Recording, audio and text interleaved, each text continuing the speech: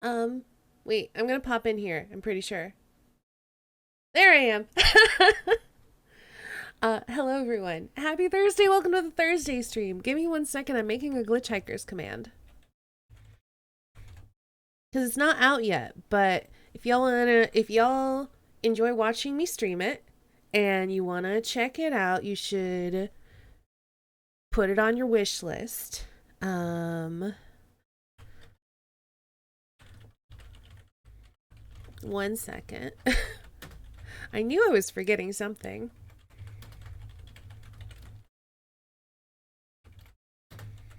And that was making sure I had a Steam link. All right, hello everyone. Happy Thursday. Welcome to the Thursday stream. My name is Estani. I'm a variety streamer, art streamer, voice actress, and sometimes VTuber like today. And today we're checking out Glitchhikers The Spaces Between, and I'm really excited. I'll say hello to y'all, and then I will tell you a little bit about why we're looking at this game today. Cannot work out which is Staney's cuter, construction Staney or Archer Staney. I'm glad you find them cute. I quite like Detective Staney with the big eye.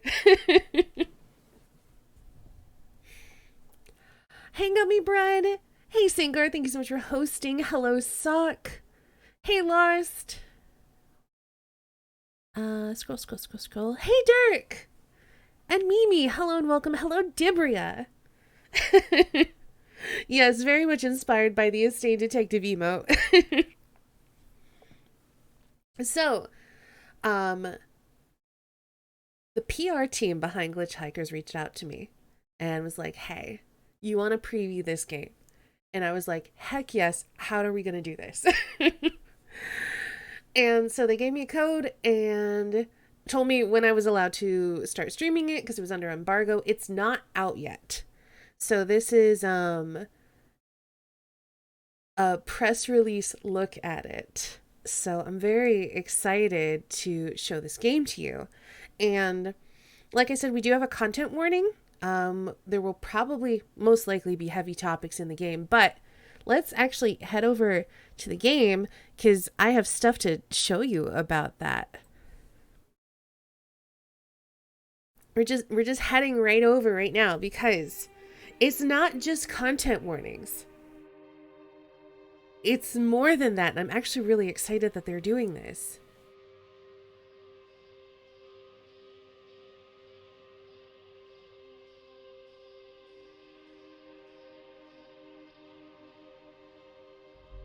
Nihilism, that's an unusual one. So, if we go into the options, they have a content option. You can filter all of these out. So if one or more of these topics are going to affect you strongly, but you still want to play this game, like maybe you've had a death in the family and you just can't deal with grief right now, you just filter that off.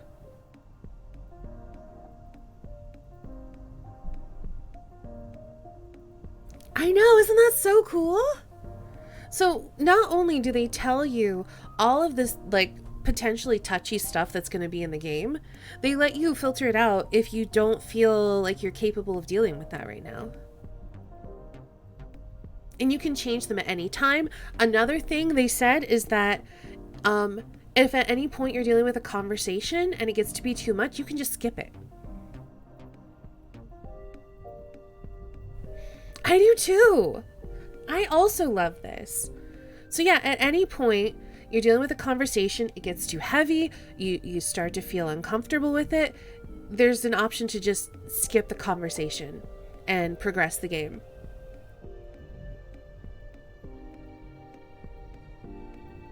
Body horror is definitely one I'd have off by default. I'm curious. I mean, it depends on what the body horror is, I guess.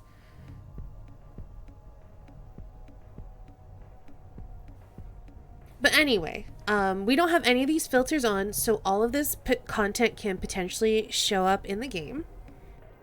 And that's fair, Syncard. That's why they make these filters. Hey, Joda.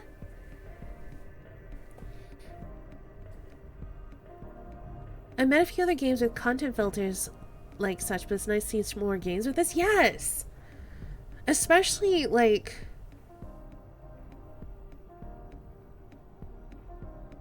when you are intentionally dealing with this kind of stuff, I think it's very good to be mindful that not everybody is comfortable dealing with that same sort of topic, or they might not be able to engage with it right now. I know, right? So Sankar and I are both playing through Great Ace Attorney, and we've had some suicide threats that we wish we could have filtered out.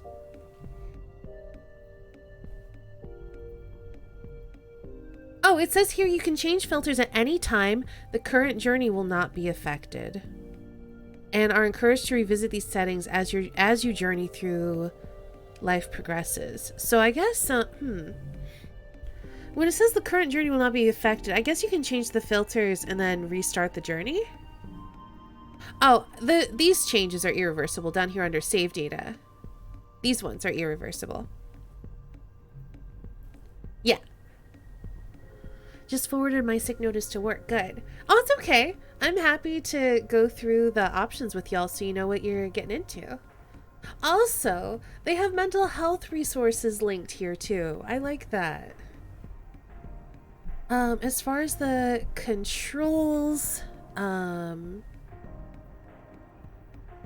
Dibria, you'll like this. They have inverting. Though I don't know if it inverts left and right. It just says invert look. I'm guessing it just does up and down.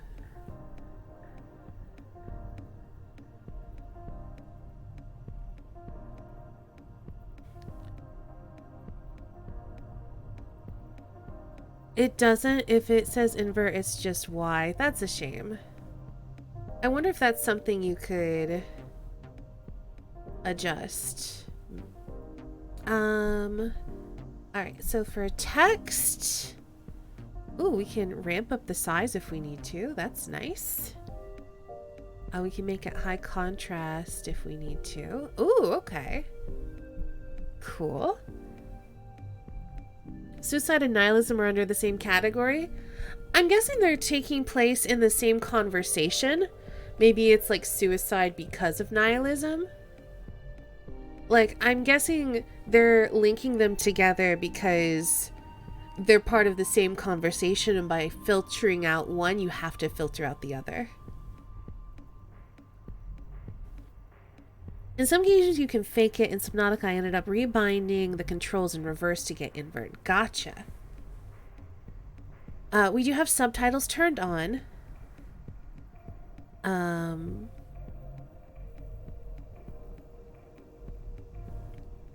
Dialogue choices require click and hold to select, or you can turn it off to make them single click. Okay. For graphics, they have glitches, which I think you can kind of see happening in the background. If anyone starts to find them problematic, we can turn those off. They have a photo mode. You know what, we're gonna, during photo mode, I want to hide everything. How you doing, Ori? I hope you're doing well.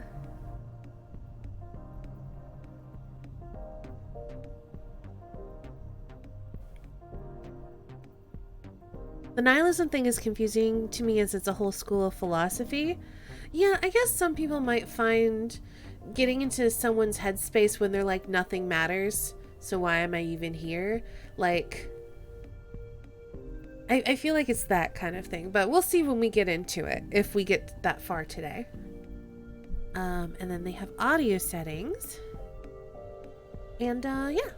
So I just wanted to take you all through the settings, mostly to show you the content settings and filters, because I think that's amazing. We love to see it. All right, I think now we're gonna dive in and see what this is about. Oh, also, I should mention, it's a game about a journey, or journeys, I guess, rather than destinations. The spaces between references the liminal space between start and finish, between origin and endpoint. So we're going to be taking a look at like conversations that you might have on a journey. Like, I guess it makes me think of, I took a bus down to North Carolina once, which I will never do again. 18 hours of hell.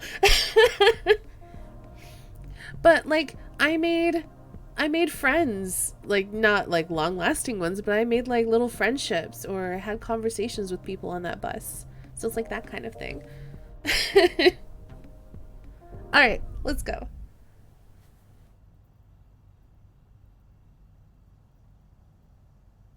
Oh, I'm already in it. I was waiting for something to happen, but here I am. I think I need to bump the sensitivity up a little bit.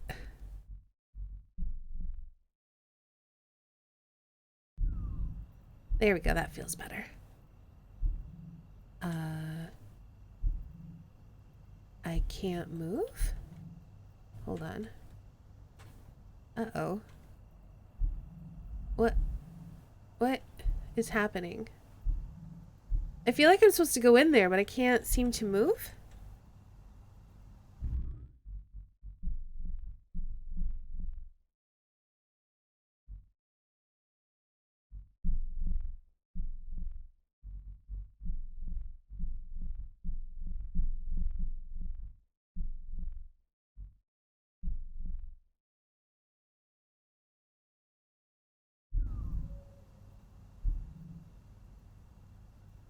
Alright, hold on. Yeah, Wasad is supposed to be my navigate, but I can't move? Am I supposed to? Oh, I click! I'm very... Okay. What is...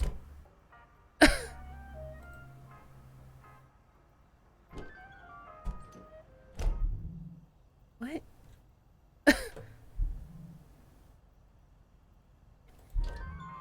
So I can come up to here, I can click up to here. I can look around. But Wasad, I feel like I'm supposed to be able to walk in there and I can't. Maybe navigation's different from movement? Maybe. It seems that way. I guess I'm just not quite sure where I'm going then. I can go here.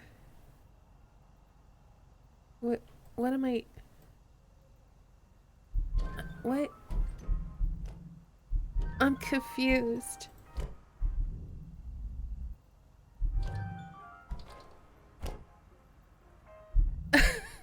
What? Where am I going?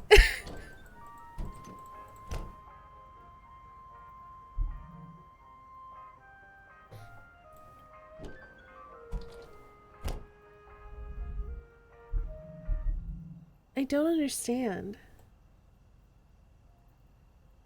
I don't even know. I feel like... What? Now is this open? Hey, Rave! What am I doing? Hold on. Options. Controls.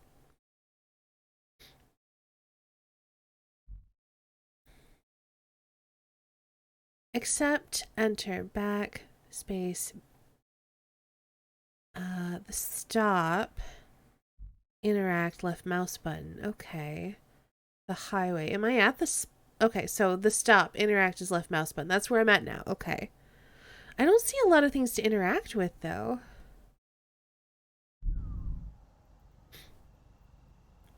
Like, how do I leave the stop?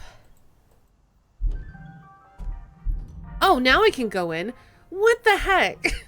I've been trying to go in.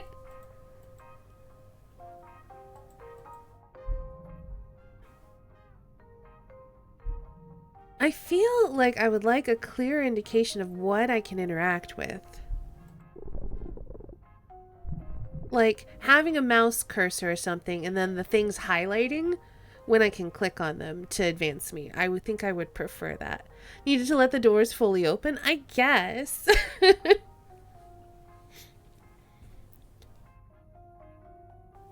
Could try a controller. I do not have a controller, Dirk. Hi? How Do I need to buy something? What? What? Uh...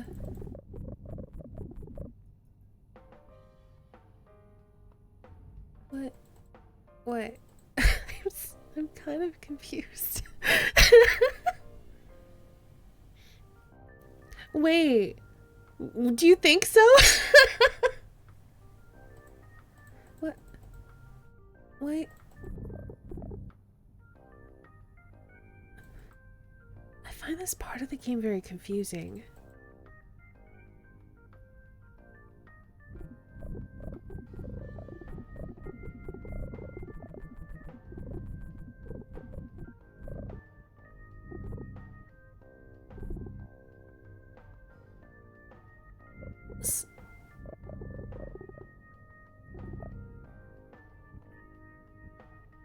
Like, seriously, what do y'all think I'm supposed to do here? I have clicked the posters.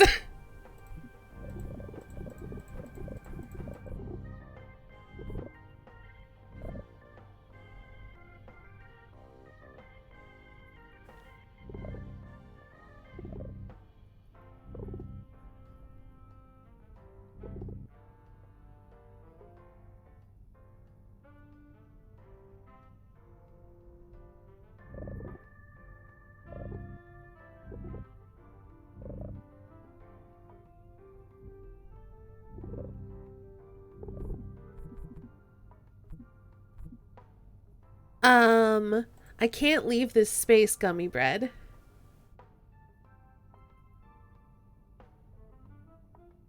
It's not explained at all.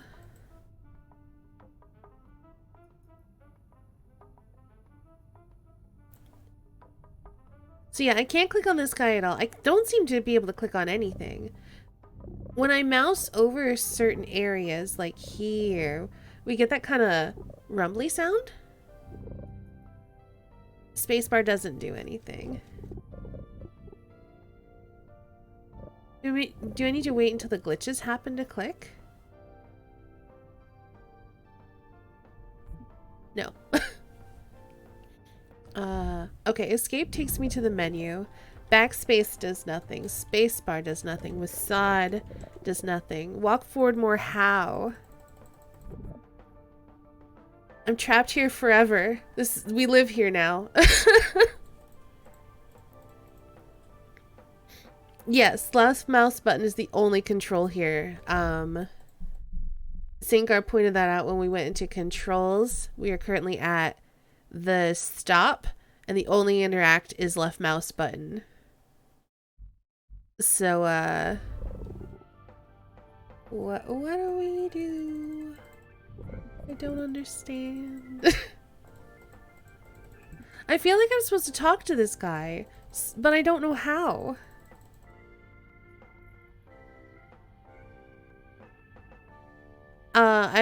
Like these things, I've tried clicking them.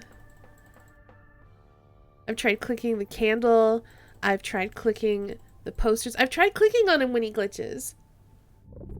I've tried clicking the posters. I've tried clicking the flowers, the sides of the screen. But we can see, like, sounds happen when the cursor becomes white. Holding and dragging. Doesn't seem to.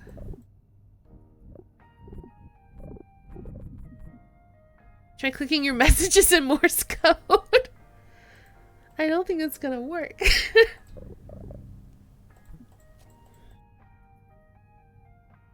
I don't understand. And the fact that you can disable glitches means that glitching can't be a gameplay mechanic. Simon says with the colors? I don't see how.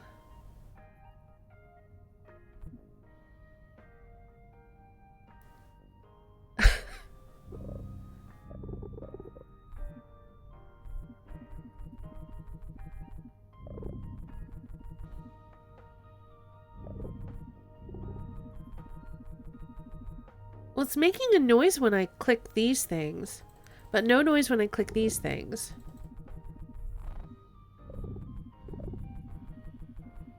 I don't understand.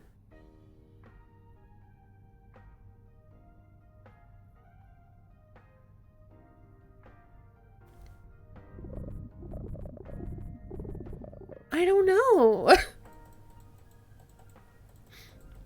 I'm just trapped here now.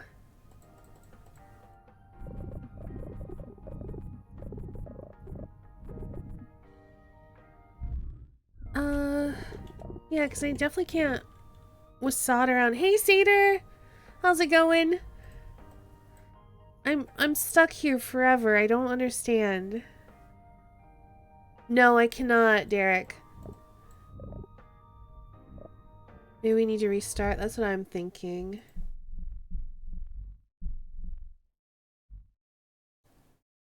I can't, wait, I can't even reset the stop. They expect me to be able to get through this real quickly or something. Okay, we'll just reload.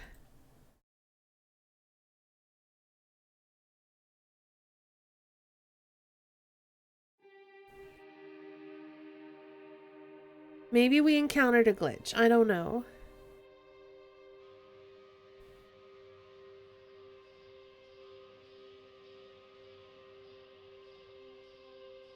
If I can't get this to work, I'll see if I can maybe find a YouTube video of someone getting through the first section. Okay.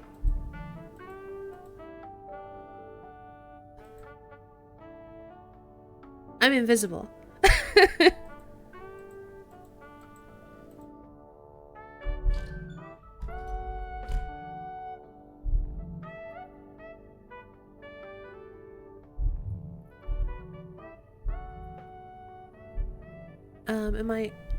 I can't seem to go forward anymore. Oh, can I buy snacks?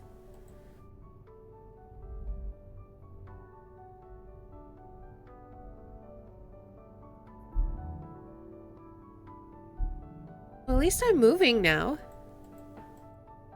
I just wish I understood how the movement worked. I kind of wish I could just wassail through this part.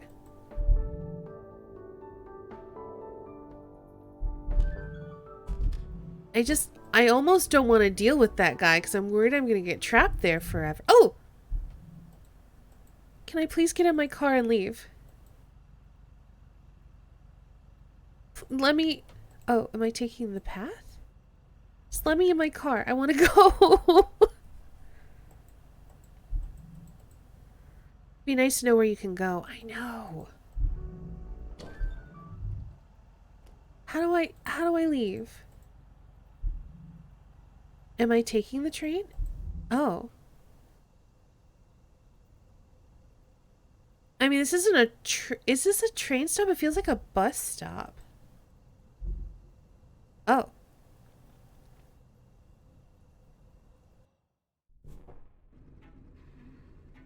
All aboard. Okay, I made it. Welcome to Infinity Rail. Thanks for joining us tonight, folks. As we move through space together, I ask that you be kind to your fellow passengers. These rails that stretch between all of our origins and destinations are etched into a shared landscape. No matter what your travel plans are, this is one connection we all share. Perhaps the basis for a bond, or the underpinnings of understanding. Look at those lights. We're all heading in the same direction, and I know the regulars always enjoy a friendly chat. There's plenty to see, and seats are not assigned, so feel free to move about the train. So I guess we just got stuck there in that because there was no way to get away from the clerk in the store. And I don't think that was intended. His voice is like a Camp LeVar Burton and I love it. Nice. Look at that moon. I guess we should... How do I do anything? Oh, okay. I'm still clicking to do anything. Oh. Ah. Ah. move a lot faster than I expected. I want to just wassad around. I kind of wish I could. Trip needs more snacks. I wish we could have bought some at the store. Ooh, wait, no, but what are you?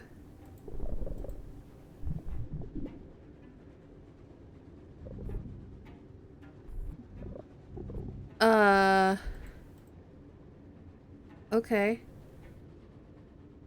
Am I trapped here forever now? Oh no. I feel like I don't understand how conversations work. I think I'm trapped here for... Oh gosh. What is going on? I feel like there's supposed to be a conversation happening here and it's not.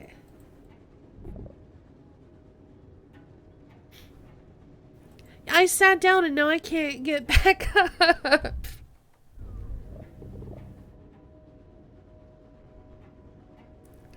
They didn't exactly tell you how to initiate conversations. They didn't tell you anything.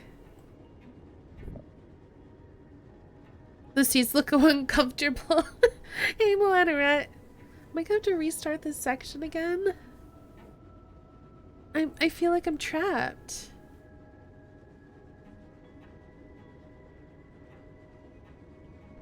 How do I stand back up? How do I talk to things?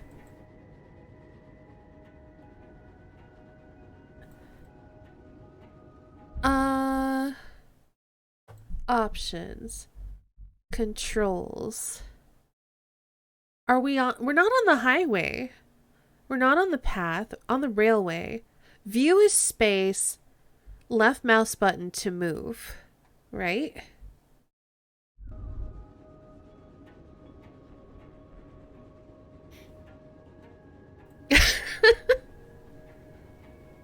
Is there a chance it's bugged and text boxes aren't showing up? Yes.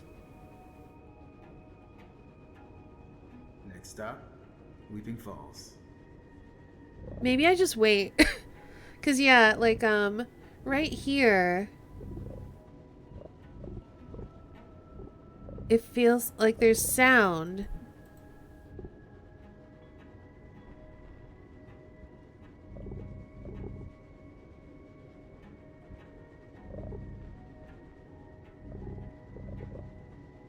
Also over here, when I mouse over this, there's sound.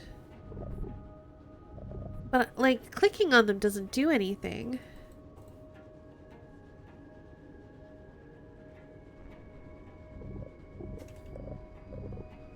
Also, mashing with sod makes sounds happen. I don't get it.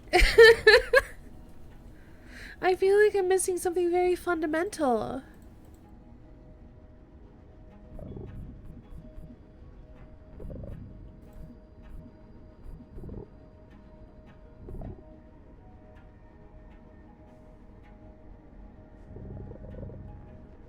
Now arriving at Weeping Falls.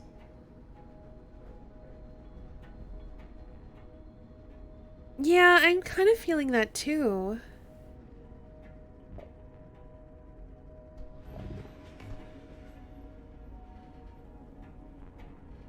Am I supposed... Like, I can't do anything. I'm just stuck in this seat forever. Alright. Hold on. We're gonna quit the journey. And try again and maybe just not sit anywhere.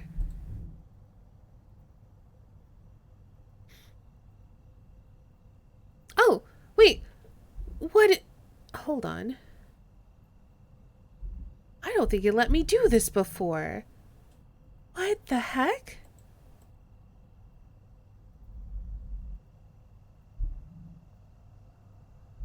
I'm very confused.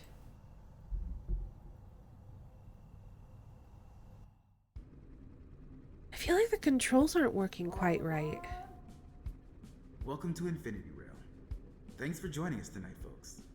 As we hurtle through space together, I Yet ask that you be something's kind going to your wrong. fellow passengers. These rails that stretch between all of our origins and destinations are etched into a shared Oh landscape. no. No matter Why? what your What travel is plans going are, wrong? this is one connection we all share. Perhaps the basis for a bond, or the underpinnings of understanding. Alright. I've closed out of the game. We're going to try relaunching it again.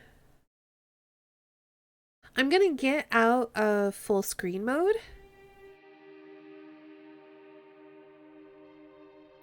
Yeah, it's not out yet. This is a press build. I just wish I understood what was going wrong so I could fix it, because I'm really interested in this game.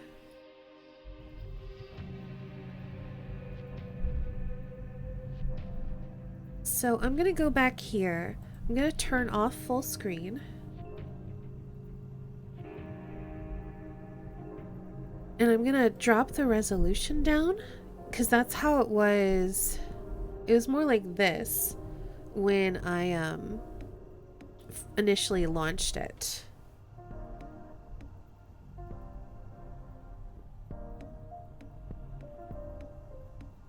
We'll see if this does anything.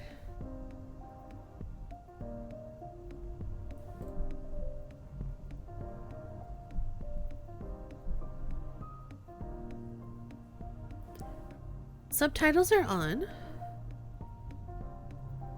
Dialogue text. Oh, let's make them single click instead. So that way if something glitches, we can just click our way through. Let's also do that.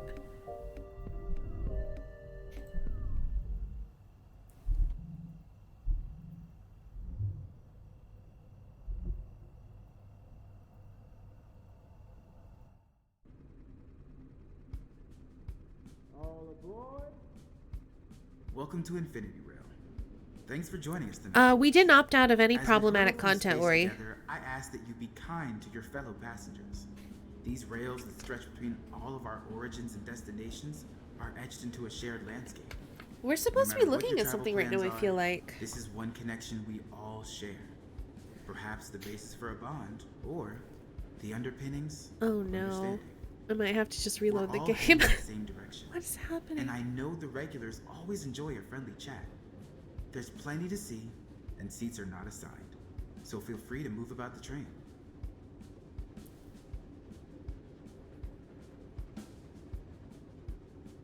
Yeah, literally black screen. Okay.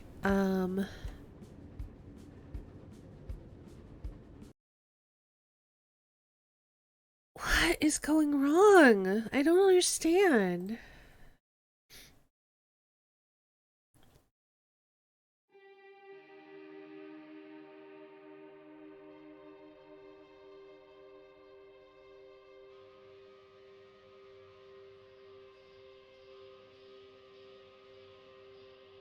We'll try it one more time. If that doesn't work, we'll reset all of our data and try again.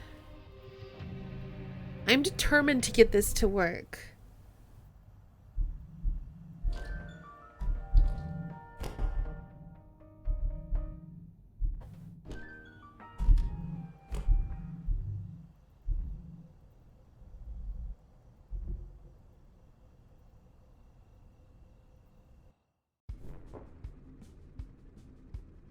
Okay. Welcome to Infinity Rail. Thanks for joining us tonight, folks. Now it's flipped. As we hurtle Or at through least space we're in together, a I ask that you we're in a be different kind seat to your now. fellow passengers. These rails that stretch between all of our origins and destinations are etched into a shared landscape. No matter what your travel plans are, this is one connection we all share. Perhaps the basis for a bond, or the underpinnings of understanding. We're all heading in the same direction, and I know the regulars always enjoy a friendly chat. There's plenty to see, and seats are not assigned, so feel free to move about the train.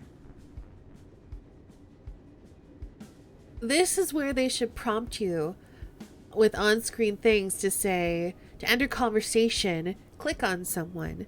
To exit, and then when you're in a conversation, they should also prompt you with a, to exit a conversation, do this. Let's see. Yeah, I feel like we're...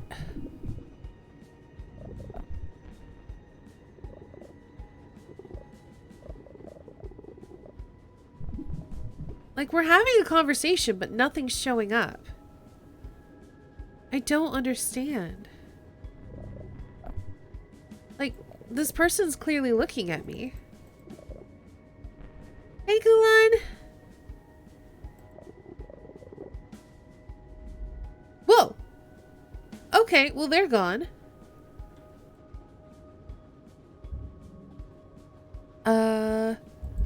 Okay.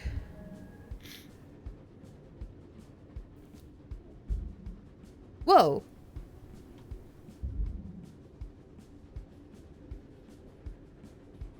It just doesn't seem to work. Yeah, I don't understand why not.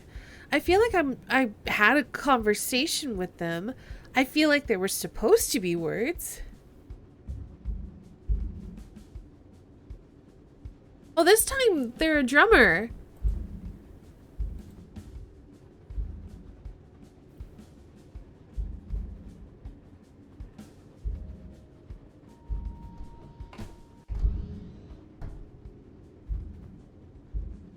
Another musician.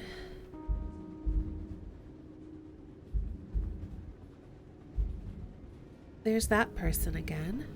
Ooh. Ooh. Wait, what? Okay, this is kind of cool.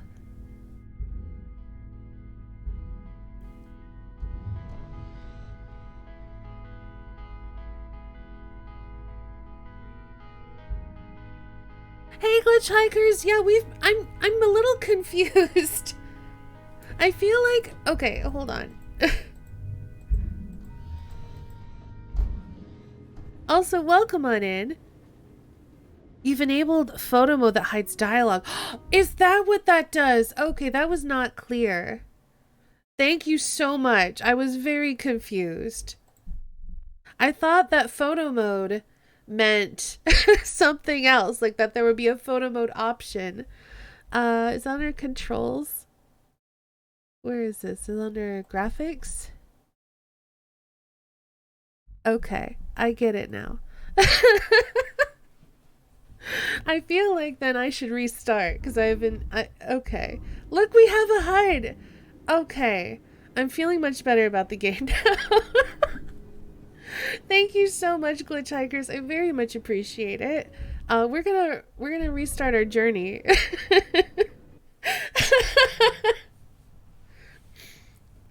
Oh, look at that. Look, we have interacts. We've got pauses. Okay, I'm feeling better now.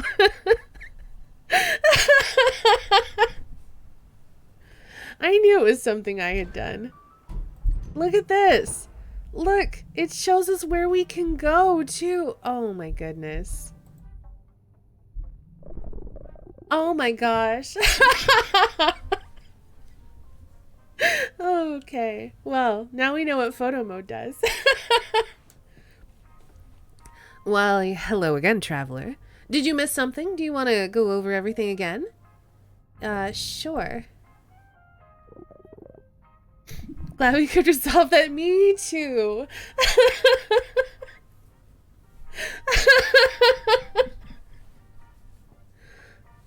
No wonder nobody would talk to you. You were holding your camera in front of your face the whole time. I was. So when it said photo mode, I thought it was going to be like, oh, so we're going to be able to pull out our camera and take pictures. But no, I get it now. Very well. How may I help you? Where am I? This is the stop. A little roadside attraction on the outskirts. You know, one of those spaces in between. We provide refreshment, relaxation, and restoration to weary wayfarers. In between what? What an interesting question. In between spaces, in between thoughts and ideas, in between feelings, but mostly in between journeys. But it's wonderful that you've made your way here. I don't know if you meant to. I don't know if any of us are really here at all, frankly. Most people come here between journeys, whether those journeys are physical, mental, spiritual. But I'm getting ahead of myself.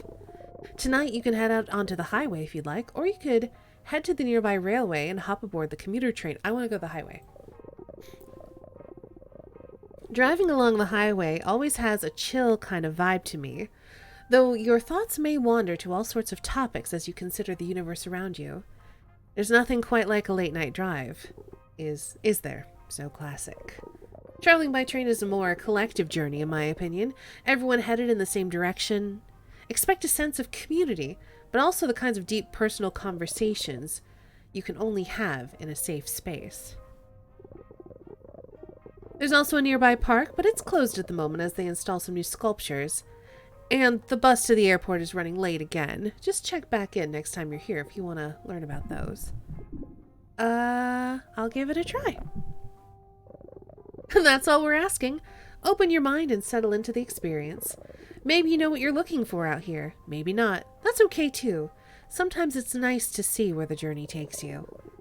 But no matter your travels, expect to find others on the same journey. Share your thoughts, your feelings. There's never a right or wrong answer out there. This has some diner at the end of the universe vibes and I like it. Nice. And if you find your conversations too much or you need help, you can always ask to stop. Just press the back button when you're given dialogue options. Otherwise, you can quit the journey or game at any time via the pause menu. I'll always be here if you need to talk to someone. Check back in between journeys, and if you need resources outside of the experience, a link is available in the pause menu as well. Look at the night sky out there. The moon is watching over you tonight. We're all watching over you.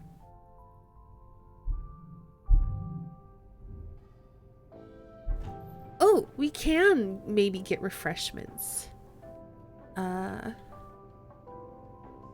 want one of these. Can I... Oh, I can rotate it. Oh, look at these cool cans.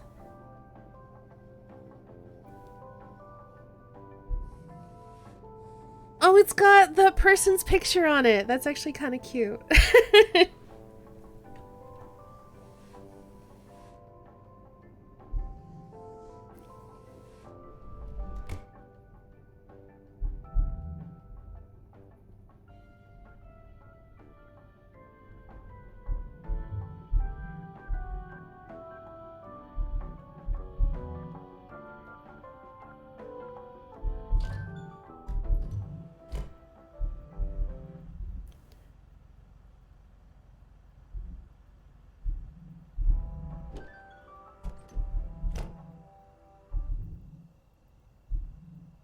The railway, the highway.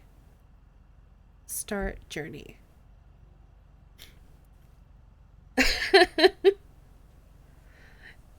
Oh, also, as soon as this gets up, I can put it back in full screen again. I was trying to figure out what I had changed to mess it up.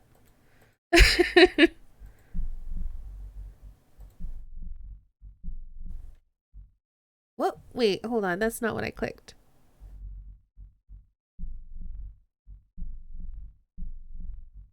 There we go. And then let's reset this. All right. Good evening, and welcome to Radio 90 Night Drive. Thanks for tuning in. The story goes that early film viewers panicked at the sight of a train rushing towards them. On the web, we navigate spaces shaped by information and data. In video games, we will our avatar bodies to weave around obstacles, and in VR, our stomachs turn at the edge of a digital cliff. We immerse ourselves in a reality on a screen, a reality that is no less real than any other. Realities within realities that sometimes tell us more about our own reality than what we think is real. And what we think is real is telling.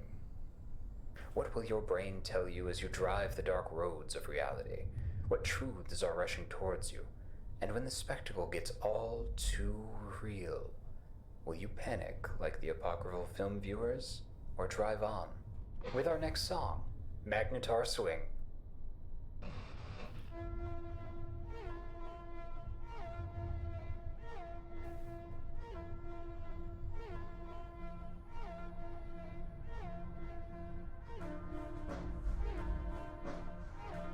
My geoguessr skills tell me we're in Canada. Oh, there's someone by the side of the road. I don't know if we can stop to help them though.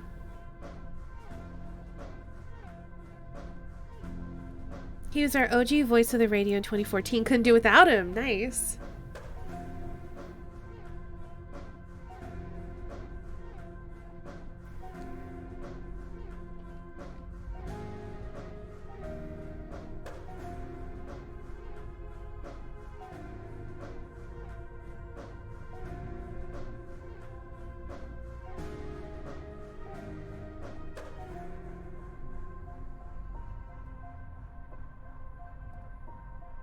I really love the colors in this a lot. Wait, do we... Oh! Is that a passenger? Thanks for the pickup. I was beginning to think it would be hours before I got a lift from something worthy. Was that your accident? Are you hurt? Nah, it's nothing a little drive can't fix. Just the next rest stop would be great. A good drive can fix a lot. Mind if I smoke? I'd rather you didn't.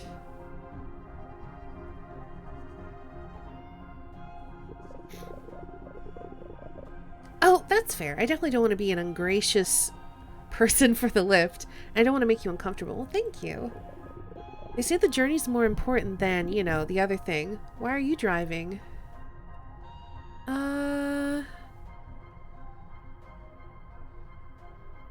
Because I like it. Just like driving. Well, that's fair, I suppose. Joy's a worthy pursuit. Is that it, though? When I was a kid, we had a cabin out in the islands. At night, you could see thousands of stars. It was so bright you didn't need a flashlight. I gave them all names. Atticus and Caesar, Garuda and Saul. They fought each other in the wars of my making. Alliances formed and were broken. Explosions burst across the sky. I was a god to them. Some imagination. Yeah, it might have been a coping strategy. My parents pretty much ignored me. Father was too drunk, mother too busy. Yet I still remember those days fondly. Think that says something about me? I mean, as much as anything does.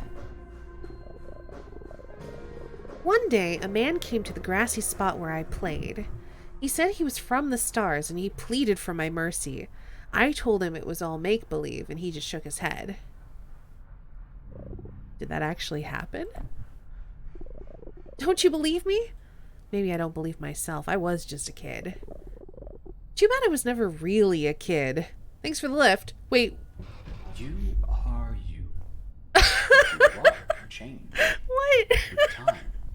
With choices. What actions do you take around others? Strangers, friends, family, lovers. Do you ever go back? Can you? Is there a you that is you? Our perspective and behavior is always reinforced. We have. It's 1:30.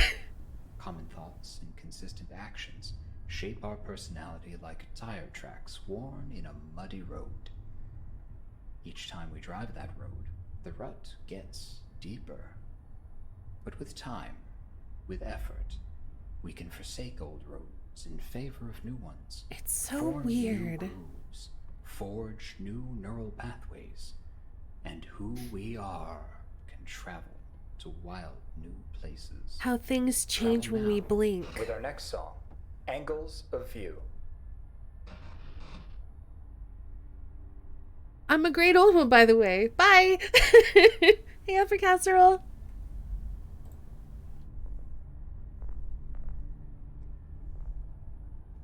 So yeah, top speed's 130 km. Ooh, we're going to Love?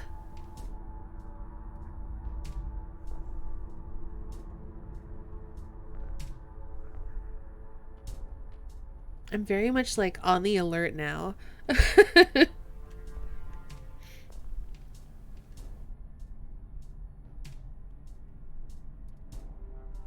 It was at the bottom in case something else like that happens. Okay.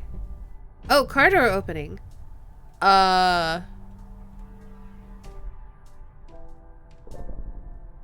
Hi? Alas, poor Yorick. Oh, thanks for the ride. I was lost in thought for a moment.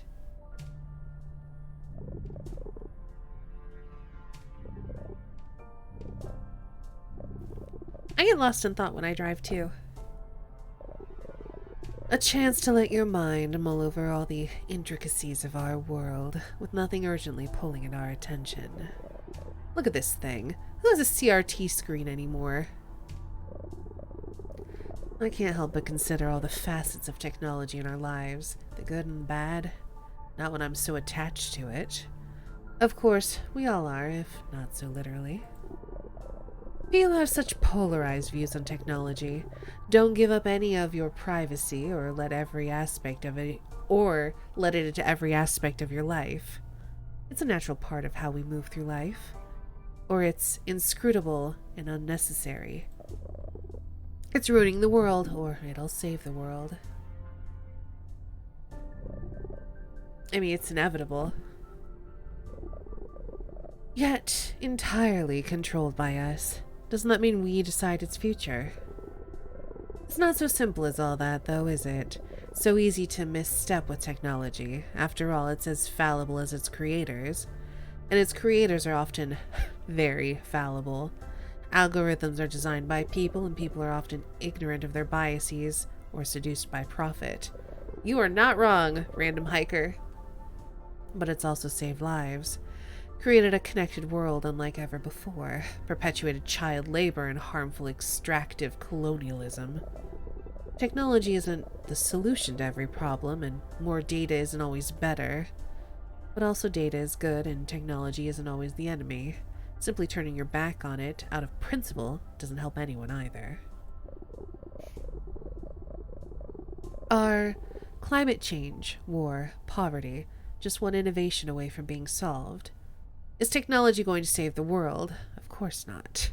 Not alone, at least. Not without good people to guide it, and good people to do the work technology can't. Are you one of those good people?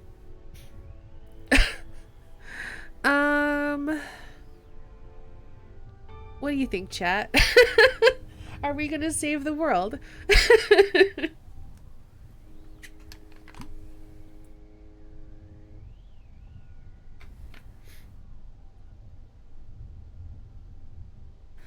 This does sound like something Derek would say, huh? Someone else can save it? Hey, Meta. LMAO, no. Maybe, maybe not. Morally pragmatic at best. So we could dodge the question by saying I don't work in tech, which is true. Say I like to think, I guess let's just go with I don't know. I'm here to watch it burn. Oh no. I don't know. That's honest, at least. Maybe it's worth considering how you could become one of those good people. In a headline-driven world, we all lose nuance. We're inundated with myths. They say anonymity allows people to harass and abuse, but people will do that anyway, and anonymity helps protect people, too. They say video games make people violent. Simply untrue. Research has found video games have no significant impact on violent behavior, and can even promote empathy. And there's the idea that the solution to technology is more technology. For every real innovation that can help mitigate climate change, there are a host of cash grab scams. Those robot boats that are going to clean up all the world's rivers, they don't mention anything about microbeads.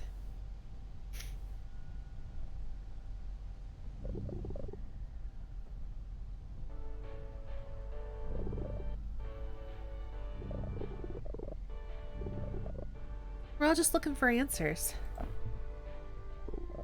Is that why you drive? No matter what else, you have to take it all seriously. Social media is the new town square. Extra, extra. Read all about it. Cryptocurrencies killing the planet. Facial recognition can and will profile us as much as any cop. You have to find a way to push back against all that. Take it seriously. Because alongside all that global collective action, massive fundraising, manifestos and net neutrality and Creative Commons.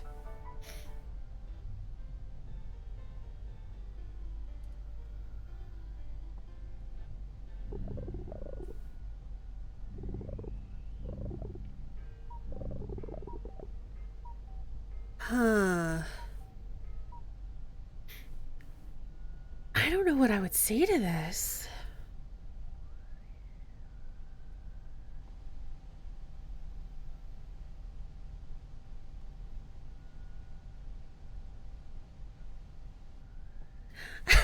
Video games promote violence. Me, I can't choose that option. It would hurt NPCs' feelings. Not us reloading because our boyfriend Garrus died. No wrong answers. Yeah, I'm just feeling like, how do I actually feel about this? I know that this one is not how I feel. I feel like I'm somewhere in this space, but I guess it's hard to encapsulate which one I'm feeling the strongest about. You have to fight harder. The amount of data companies feel entitled to is depressingly vast. Yeah, I guess that's true. Because I feel like there's so much good that comes with technology. Like, they can design robots to perform surgery better than surgeons. They can make artificial limbs, artificial hearts, like at least even ignoring like the whole social media stuff. Like, technology has made our lives better in so many ways. But you're not wrong that like there are a lot of negatives that come with it too. And you're not wrong that like a bunch of companies feel super entitled to so much of our data, and the erosion of privacy is not a thing I'm about. So I'm down for that answer.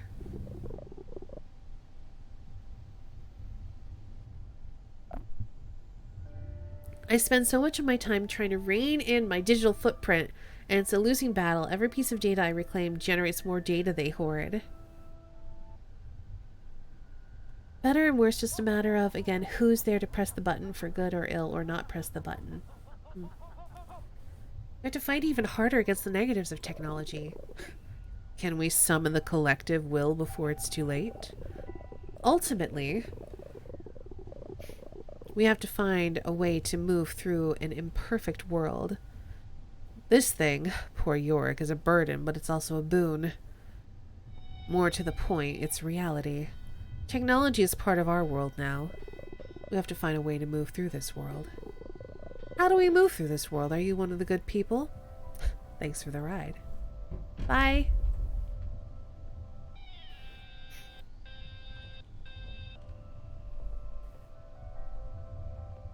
Spirits surround us. Ideas. They guide us, speak with us, drive with us.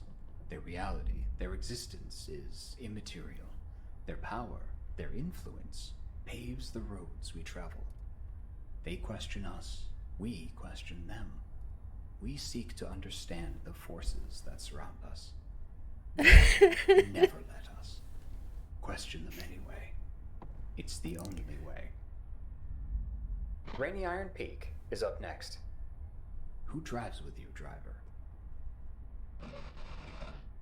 Mission 100% accomplished.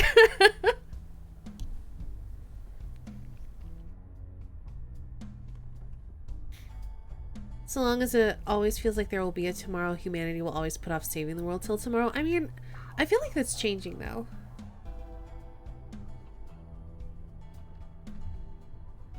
Ooh. I thought we were gonna pick someone up. Ooh, you look cool. Oh, okay. New voice. Just to the nearest hospital. Baby's just about ready to pop out. Thanks for the pickup. Not many of your species seem willing to take me. You're not human? Noticed that, did you? I'm from a little planet on the Triangulum Galaxy. Our star got too close to another system and almost collided with a blue giant. There was a war, and it made the planet totally unlivable. Of course, so we left. Did a girl do it? Wait, why would I... Did a little girl from the islands cause it? Oh, wait. Are we referring to one of our past passengers?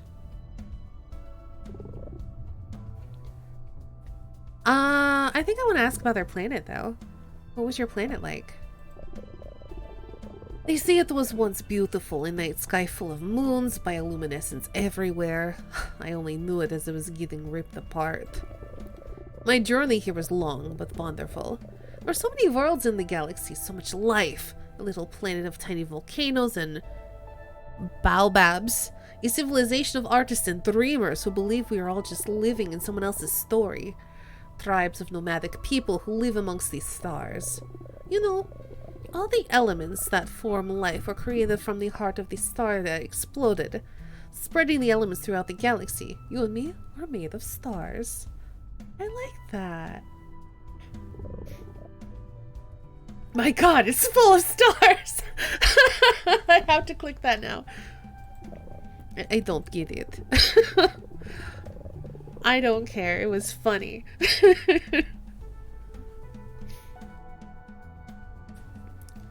In many mythologies in this world, the sun is a deity of power, light, fire, strength.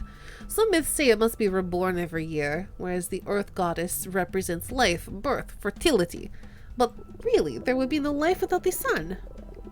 No earth without the sun. We are all born from stars like the sun. Shouldn't the sun god be the creator of life?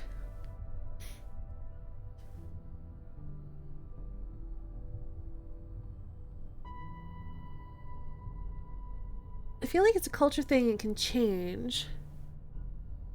The fact that colonizers' culture influenced so much of our modern culture, and as I understand it, historians literally have a whole thing about why were these people so heckin' aggressive. It's not surprising so much of us are influenced to be that way, but also means it could change. Yeah, maybe.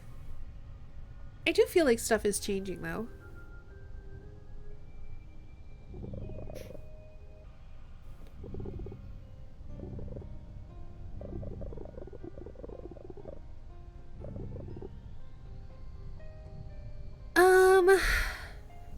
We have to forgive the ancients their mistakes. They didn't know any better. They created stories to help them understand the world. I suppose it's not their fault if they failed.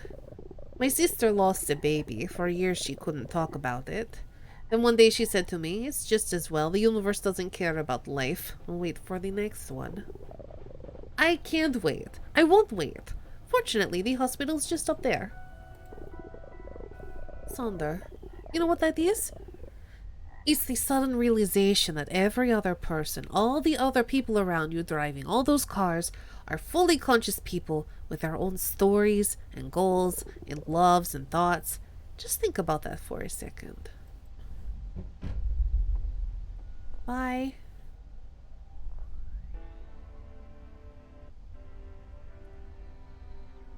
How many dimensions do we exist within? 3? 4? 10? Or are we better served by the idea of infinite dimensions, a multiverse of lives and loves, of all the decisions we didn't make, the exits we passed, the words left unspoken? What might we learn if we could see them, visit them, our alternate selves? Is there an enlightenment to be found, or the madness of the infinite? Does it serve you to imagine such an eternity? What exit will you take? All the Petunias is up next. Keep searching, driver. I do think that really realizing that is something that is fundamental to empathy. And it's like really easy to get lost in our own heads, in our own little micro worlds.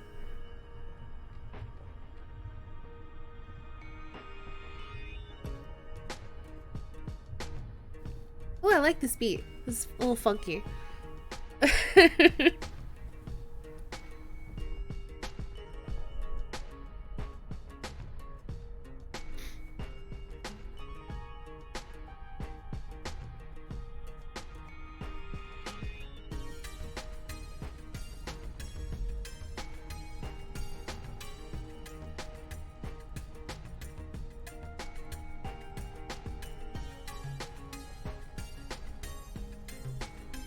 Yeah, it's very good driving music. Oh, what's that? I want to slow down.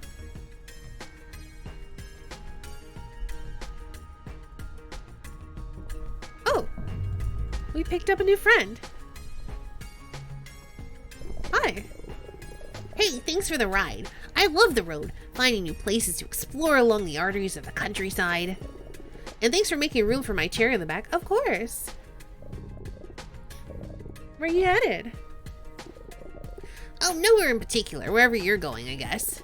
Travel for me is always something special, even in the most mundane trips. I mean, like, movement can bring changes, but there's always something new and interesting to discover, to uncover. Things you haven't seen before, didn't know were there. Do you find that?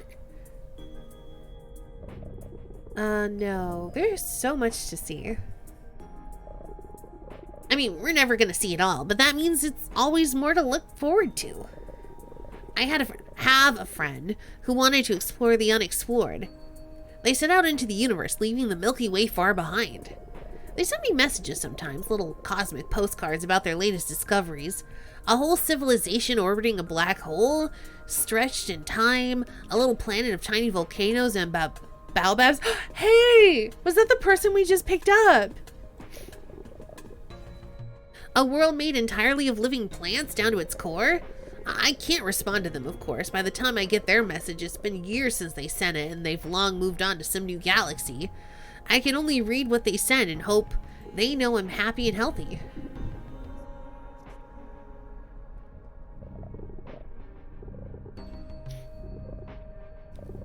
Why didn't you join them? Well, at the end of the day, it wasn't a journey I was willing to take. To leave behind everything else, everyone else. I love hearing about my friends' new discoveries, but I'm content to stay here, exploring my local area.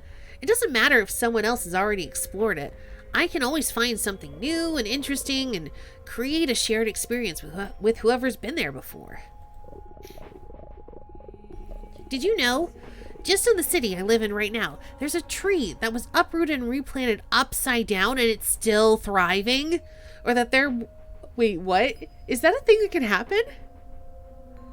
Can you do that to a tree? Hold on. Or that there are war-era tunnels under an anthropology museum?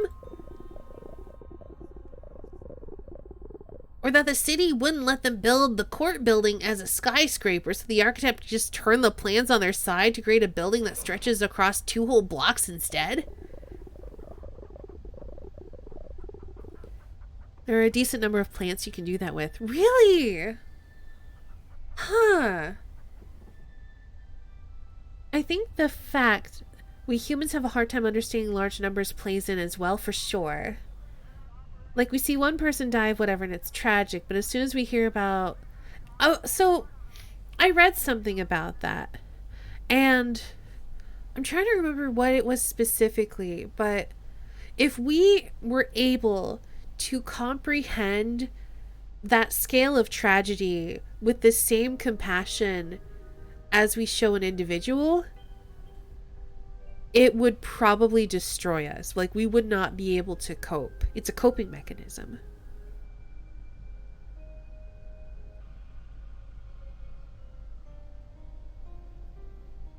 But it does mean that it gives us less empathy to those who are struggling when it's like large numbers like that.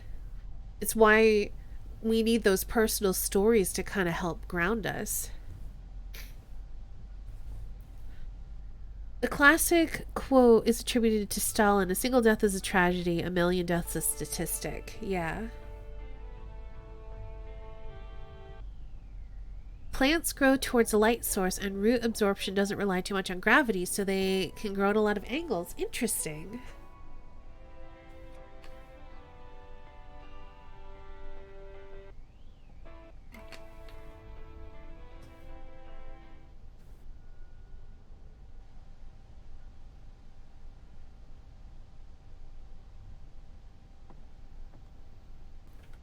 For me, though, specifically tacking back to consciousness and everyone living in their own consciousness bubble. I do think it helps a lot to think about like why people are doing the things that they're doing, because I think a lot of times it's easy to kind of set those things aside and just think about it and respect yourself. Like, oh, they're specifically doing that to make me angry, when they might have a very reasonable reason for taking whatever action they're doing. And I think like trying to put yourself in someone else's shoes and see where they're coming from is like, I guess, just really helpful for understanding others, being able to express empathy and that sort of thing. Hey, Mandarakas, we're introspecting. No one thinks they're the villain. That's true. A lot of people live like they're the star of their own movie. That's true. And there's one thing, like, I try to be as empathetic as possible, but there's one thing I can never understand. I don't understand cruelty. I don't understand people being obviously mean to other people. I can't wrap my brain around it. That's one thing I don't think I'll ever understand.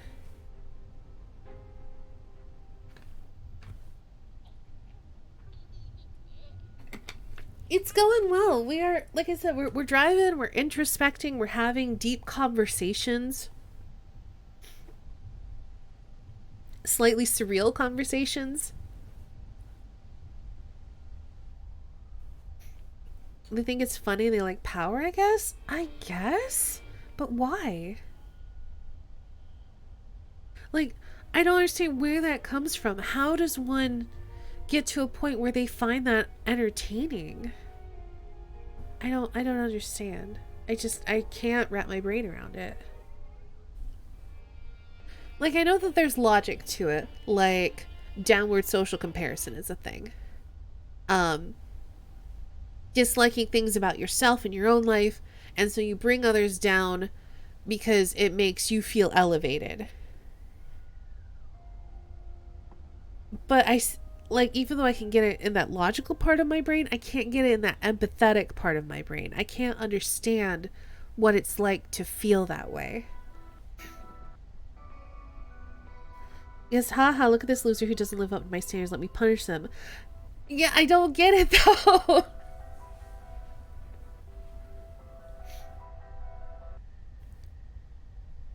Never understood the allure of power and control over others, etc. But those desires are really enormously widespread. I don't get it either, Derek. I don't want to have power over others. I want everyone to live their best life and be their best selves and do what makes them happy. I think the idea that people can be good or evil is a big problem when it comes to understanding that as well. It's easy to write someone off as good or evil, scroll, but without knowing what a person is thinking or has experienced, you can't make that judgment. Something that absolutely is evil to you might be much less so to another. Yeah, it's, what is it called? It's a type of morality. It's like relative morality. Like, a common example, I think, is talking about indigenous people from the north, like the Inuit. I don't remember specifically which indigenous group it was, but as a form of population control, I know that there have been cases of infanticide, and in our society, we think that that's terrible and evil, but for them, it's a matter of survival. So can you really judge it as evil? It's like, it's way more nuanced than that. Even putting ourselves in someone else's shoes, it's important to remember a lot of us are just wired differently, sure.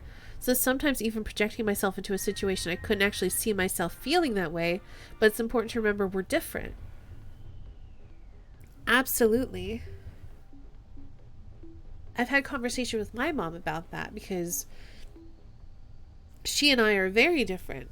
I'm way more go with the flow, and she's way more make waves and fight to make things happen.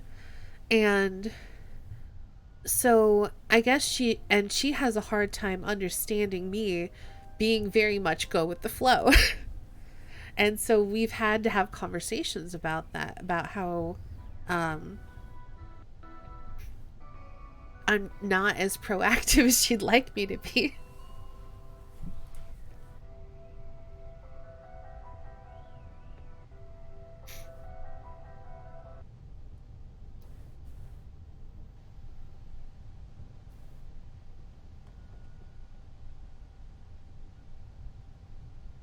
Is the evil side also evil from the evil side?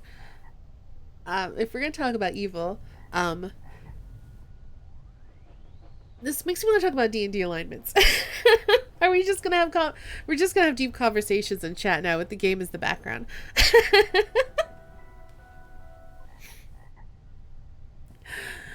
But like whenever I make a quote unquote evil character, I never make them like an evil stereotype, because I don't think that's reasonable. I make a character who does bad things, and that's what makes them evil, but they never feel that they're evil. They just have a different way of interacting with the world. And it's just like our judgment of them would be that they're doing evil things, and that's what makes them evil. Like, I had a goblin dragon shaman. She thought she was a reincarnated dragon. She was great. I loved her. And she was evil. She was neutral evil. And it was because she was ruthless in her pursuit of her goals. And she was fine with killing people. Working as intended. There you go. She didn't think she was evil at all. She was doing what she wanted to do for the furtherment of what she thought her destiny was, to become a dragon. And what she thought her destiny was to help the goblin people, who are, I think, were being subjugated by something. I don't remember. This was years ago. And she was a great character. She was so interesting. But she was definitely evil. But she would not have considered herself evil. And it was really funny when we got a cleric in the party who did a detect evil. Was like, wait, you're evil? I must fix you. And she's like, why? I'm fine. There's nothing wrong with me. What are you talking about? And I feel like, I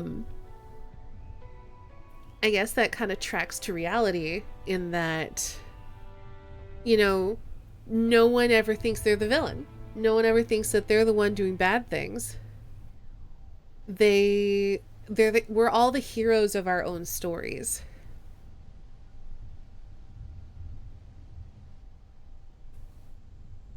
When it comes to our lives and existence as a whole, do what you want. People will judge you for good or ill, but that's people doing what they want as well. There's no purpose in life beyond what we choose. I think the only thing one needs to keep in mind when doing as they choose is whether one is prepared. Oh, they're coming for me. You heard I did an evil character. They're coming.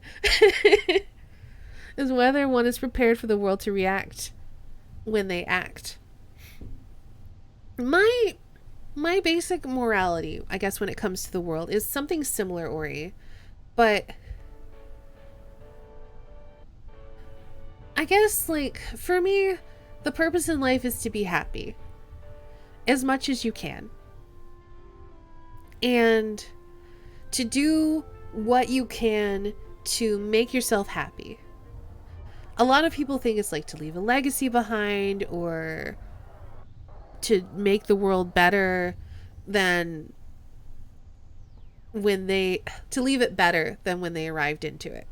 But I feel like that's all kind of coming down to the same goal of doing things that bring you happiness. I feel like really the only thing that kind of stands in the way there, or at least the thing that you need to consider when you're making choices about your happiness, is how they affect others. And I'm always really frustrated when people try to police other people's happiness when it doesn't affect them in any way. Like saying, hey, queer people, stop being queer, it's wrong, whatever. Like, it doesn't affect you. Stay out of it. Why? Or, like, policing trans people when it doesn't affect them. I don't like it.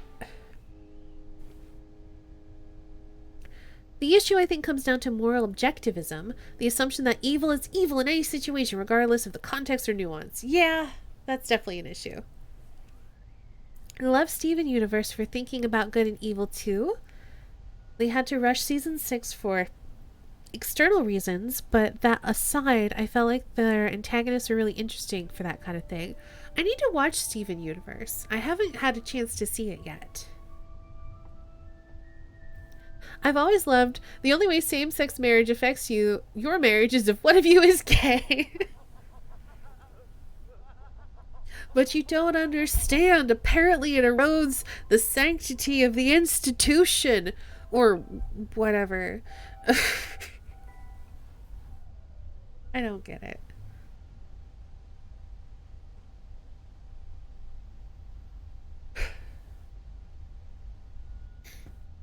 Common trope being, in war I killed, and they gave me medals. After war I killed people and they called me a criminal. Yeah. Yeah. Do what makes you happy.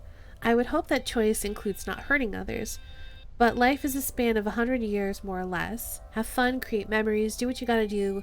Because there will come a day when you won't be here anymore and that's it. You just won't be here. Yep. We let two people in love get married. What's next? I mean, let's go down that slippery slope. Whatever. Who are we talking to? Oh, right, you. I was like, what is this person's voice? I've already forgotten. We've had so many conversations. See, there's all those unknowns out there, but there's an urgent imperative for us to understand our own homes, too. We live here, we work here, we play here, and others do, too. We shouldn't take that for granted. They are good talks. I'm enjoying introspecting with y'all. And there's so much about our own homes we don't usually know. Places we don't go, mostly because they're deemed dangerous. Usually just for being outside our social circles, our lived experience. But we should know those places too. Try to understand them. Learning how other people live and why. We have to have empathy. This game is echoing things I've already said.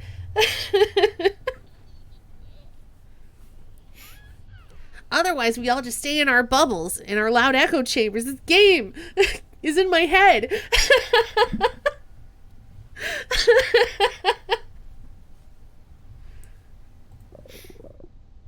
And nothing ever changes for the better.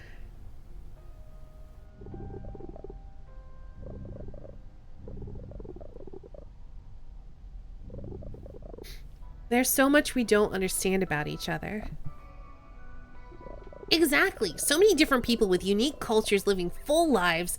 I think we're worse off for not embracing that tapestry, for not learning how we all live together. I agree with you, random hiker. And the joy of online idiots, online fools, saying things like, it's disgusting they're teaching children about pronouns. They're a part of language. I need to make that command, actually. Sankar, do you happen to have the link to that? I'm gonna pause. Can I pause this? 1 second. Make sure I'm on Glitchhikers. There we go. Yeah, I wasn't clicked into the game, but thank you. Yes, please do. Send it to my DM. I want to make that command.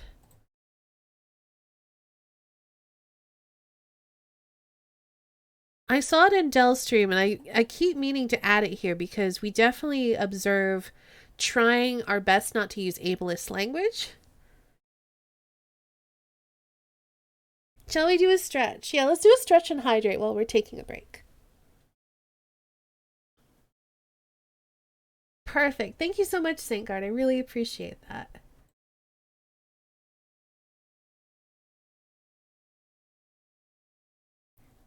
So there's certain things. Yes, I did make a Glitchhikers.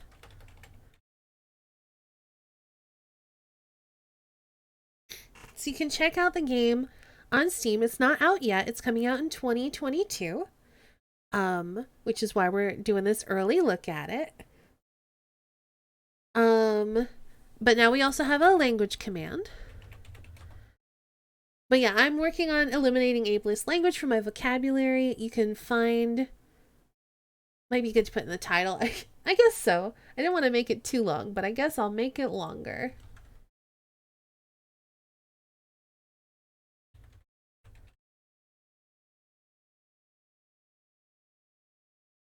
There we go. So I basically try not to say things that reference someone's intelligence or mental health as an insult. Because those are things people can't control or necessarily change. It's just who people are. And so, like, for example, calling something dumb or idiotic or whatever, I try not to say anymore. Because it's ableist.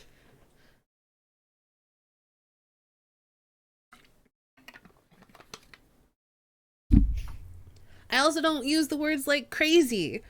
I can replace it with wild or amazing. And then for stuff like that refers to intelligence, I try to go for like ignorant or foolish or that kind of thing instead.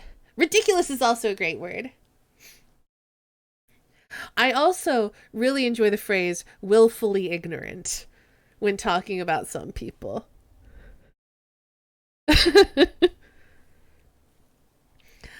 Foolish always makes me think of the younger Von Karma, though. Redonkulous. All right. Let's continue. A foolish fool who does foolishly foolish things. Sarcastic is surprisingly good, is it? Yeah, I think we can all work together to try to be kinder and more inclusive with our language. And I mess up too. I don't use the phrase tone deaf anymore because that can be considered ableist as well.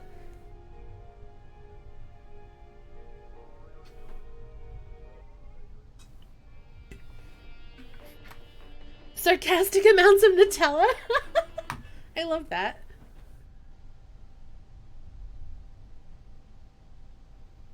What's the replacement? Insensitive? Like insensitive or like, what did I use? I don't remember, but yeah, something like that. I don't think that there is a good, like, short replacement for it, unfortunately.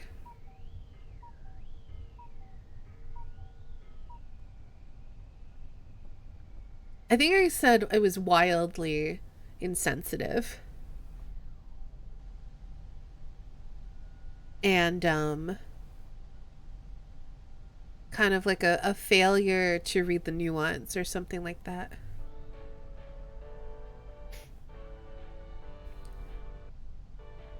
Anyway, that's why I love to travel like this, finding all those places, learning about other folks, how they live, how we all live. I do miss my friend, though. I miss seeing them, miss traveling together. The road can be lonely alone. We have each other, though. Right at this moment, yeah. It's nice to have someone to talk to. You have many more conversations ahead of you. Oh well, there's so much more to see and so much more to explore. Why is it that you drive?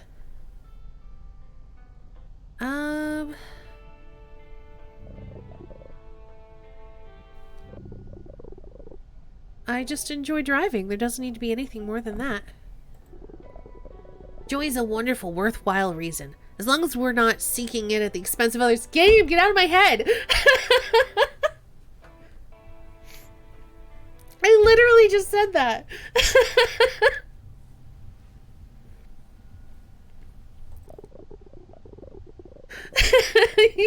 We live here now in my head. When we really look at the places we live, the spaces we move through, we're like the eye of the universe, observing the wonder of existence being known. Wait, am I the game?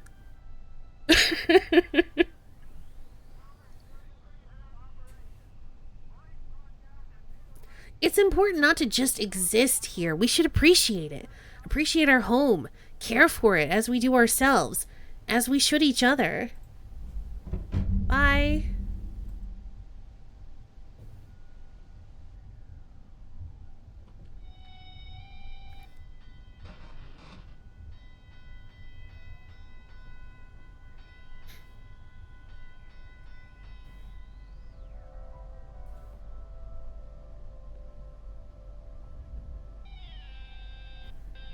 Come for the glitchy tunes, stay because you are held captive by existential thoughts, basically.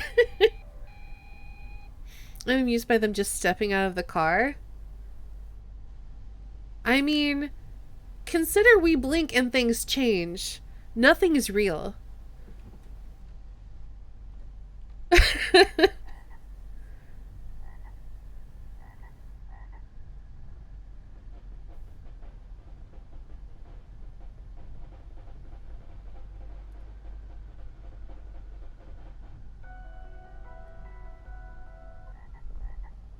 I like the lights over there. That's pretty. The road stretches before us all, whether we drive it or not. Where does it lead you? Do you have a destination in mind, or is the future a mystery? Does that ribbon of highway disappear in darkness, or is there a light that guides you? Is life taking you on a journey, or do you set your own path? We all have a path to follow or forge. It intersects with others, stoplights and mergers and exits. Sometimes it stretches for miles alone. But we're not alone, are we, driver? No matter what we might tell ourselves. Let's end our program tonight with slow, deep breaths. Nice and simple. Ready, driver? 1, 2, Oh, don't close your eyes at the wheel, honey. 3. Okay. This has been Night Drive on Look at this city.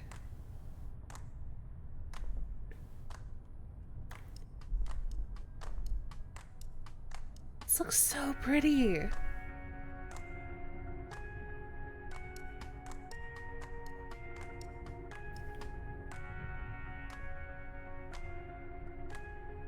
Left lane exit only. Are we exiting?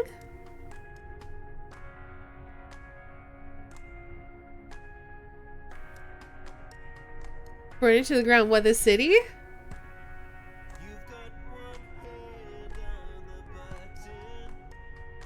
I mean, so pretty.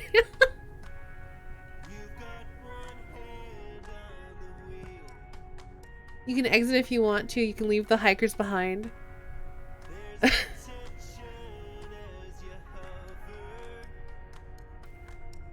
Because the hikers... Well, no, they do exit. They exit the car. I was gonna say because the hikers don't exit, and if they don't exit, they're, no hikers of mine.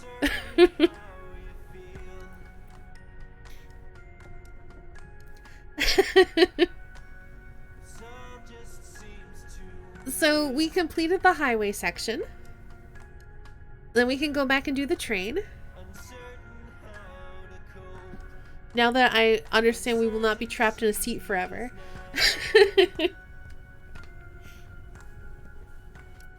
The idea of the unbroken road is still wonderful to me. The realization that outside of my door I can step onto a road and it is an unbroken path to virtually everywhere in the country and even beyond.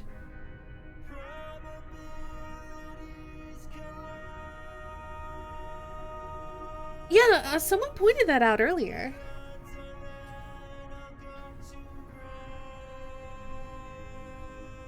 I think.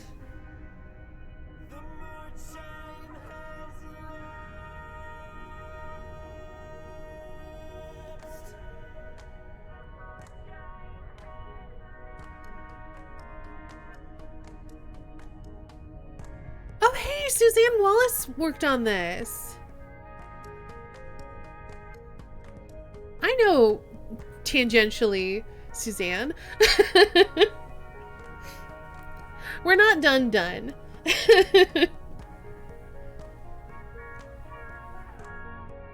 As well as voice acting, he writes for VTM. Interesting. We finished one story in this game.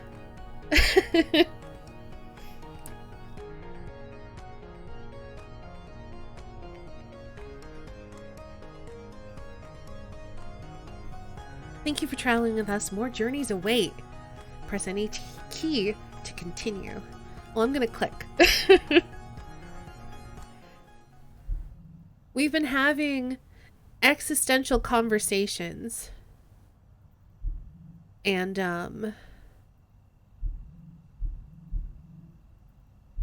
traveling. We're gonna go to the railway now.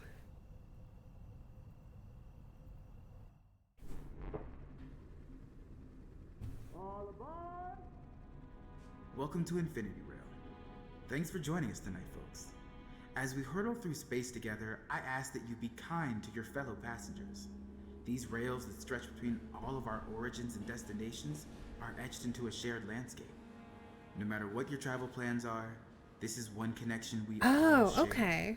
Perhaps the basis for a bond, or the underpinnings of understanding. We're all heading in the same direction. And I know the regulars always enjoy a friendly chat. There's plenty to see, and seats are not assigned, so feel free to move about the train. You may recognize the voice of the conductor, too. It does sound familiar, but I can't place it. Hey there, good to see you. Didn't know you'd be on this track.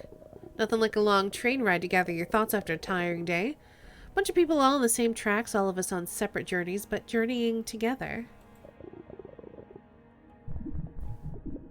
We're all headed in the same direction. Where are you headed? Someplace new.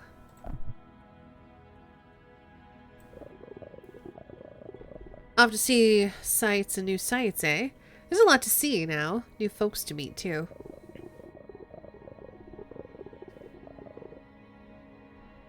Jacob's at the front of my brain because desert bus fare.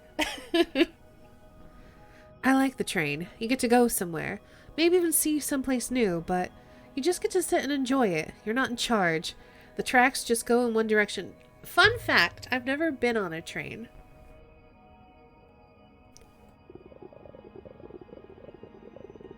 Is anyone keeping up with Dimension 20 right now? I am not. But there might be people in chat who are. What? Never? Never. I've never been on a train.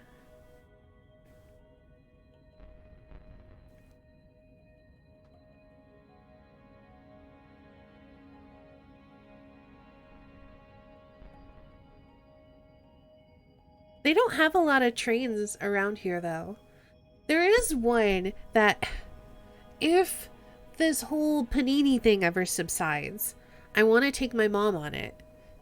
It just is like a little train that goes through the valley, and it's supposed to be really nice to take in the autumn when like the leaves are turning, because you get like just really pretty scenic views and get to see all the like the reds and greens of the leaves and stuff. But we don't really have like train infrastructure in the United States.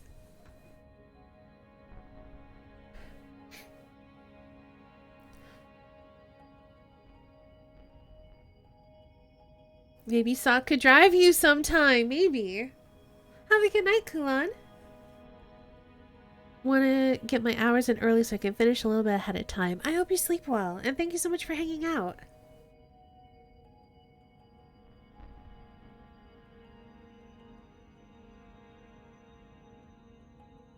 It's like reading a good book, just along for the ride. I read one once about 3 lovers navigating the seas together. They encountered a sea monster and mysterious islands and gods of the waves. What kind of lovers? Yeah, you all know me. This is what I'm asking about. Like, okay, were they like a polycule? Were they a throuple? What's going on?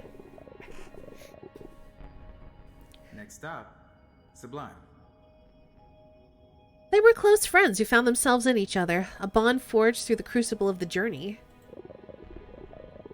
They each had their own reasons for the journey, different things they were looking for. What they found, predictably, was each other.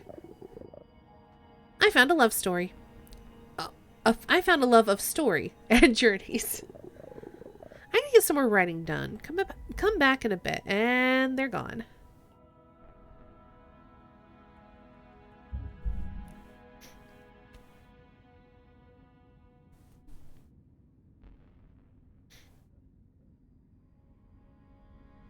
The uni I used to go to, you could access via train, so I on purpose would always take the train just for the view. That sounds nice.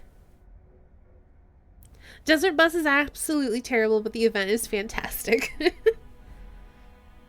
Close friends, what, like gal pals, just bros, totally platonic, roommates? Where are we at?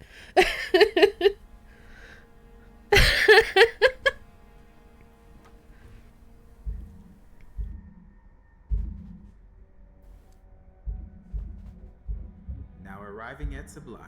I don't think I can talk to this person. That's a shame. What's your story, friend?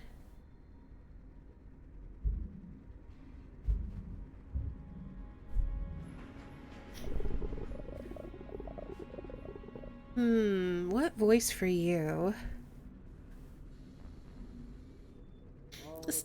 Stop making everything gay? No! He'll pop up again when he's not working. Nice! Yay. The universe may have had a beginning, but time itself is infinite. Things will change. This will eventually fade to nothingness, but time will keep moving on forever. Our company policy is make everything gay. Full support of that. Do it. Everything is gay. I'm not making everything gay. You're making everything straight. Exactly.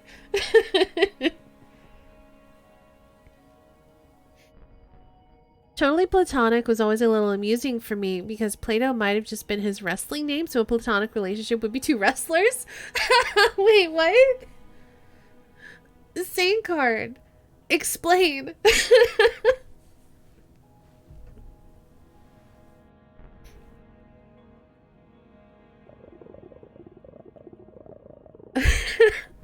I know, Rave, right? Moving on. Something that can be a bit tougher for the rest of us. We linger over questions, over feelings, over regrets, over things we'll never know.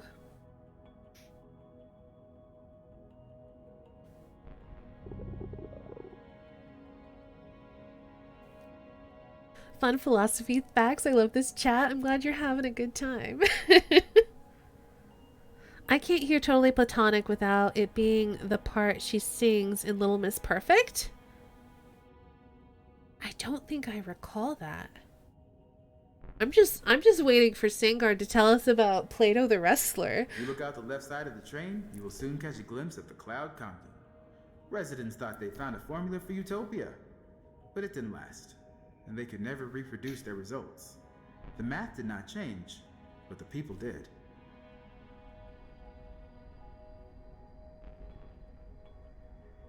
Press space. Oh. Ooh. So press and hold space. Bye, train. See you later. Next stop, Apprehension Valley. It's a very long train, yes.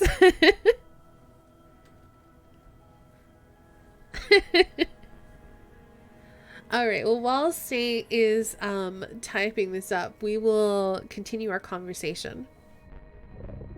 We have no choice, though. We can't change the past.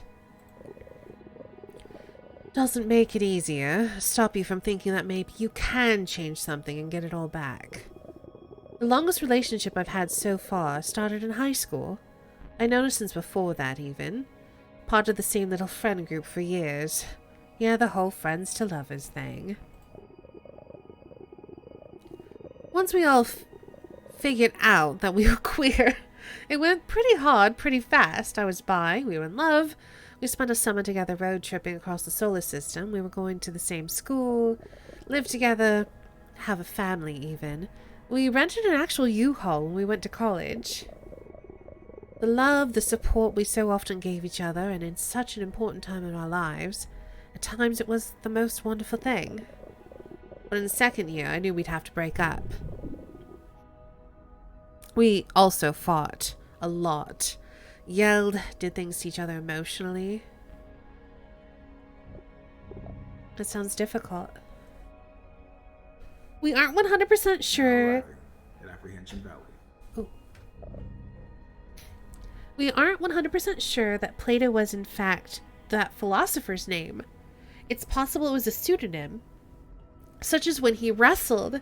It's kind of similar to we actually know next to nothing about Socrates, because most of what we know about him comes from Plato using him as a stock character in his dialogues. Interesting. Huh. You think you know something, and then you realize all you know is just somebody else's assumption. Huh.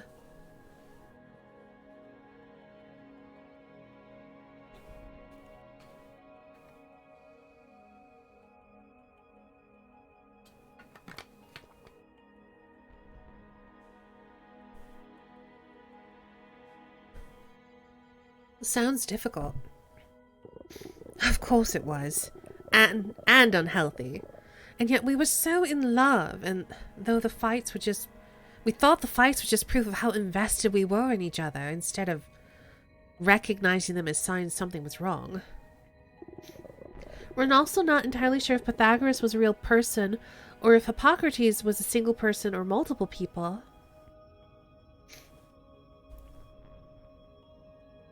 5,000 years later, and all modern philosophy is viewed through the lens of, we aren't even sure if the Rock was his real name.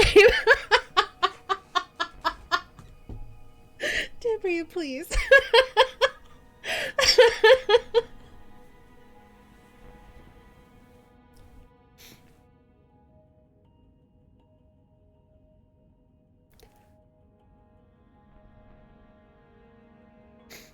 I think they're brothers, Sangard. Dwayne Johnson and The Rock are brothers. Because you have Dwayne Johnson and The Rock Johnson.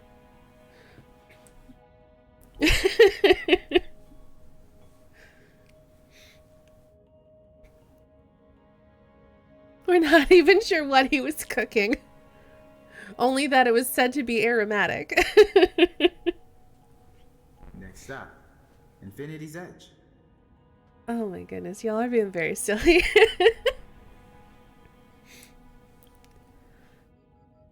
It took until third year before we finally did end it, though. That's how invested we were, I guess. Totally ignored that economics 101 advice about sunk costs. I also had that in... Oh, what class was it in? Was it in developmental or was it personality? Or was it social? I think it was a social psychology class. We had a whole segment on abusive relationships and also sunk cost fallacy. And hey, we have even talked about that somewhat when playing games on stream. It's like we end up forcing ourselves through a game that we're not even enjoying, and our chat isn't even enjoying because there's like, well, we've already played this much of it.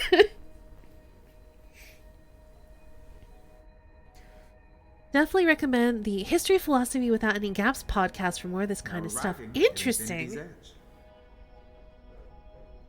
But yeah, there's like this whole thing that we go through when we evaluate relationships. We do, and it's like, or at least there's this theory. And I forget the details because keep in mind, college for me was like a really long time ago. But, there's this equation about basically, what is it? You take, What is it called? Hold on. I have to look this up now. Oh my gosh, yeah, I had a little bit of sunk cost fallacy when playing Deponia, and I'm really glad we stopped playing it. It's like a cost benefit analysis? Yeah, I think that's what it is. We kind of do a cost benefit analysis when it comes to our relationships, but obviously we can't do so objectively.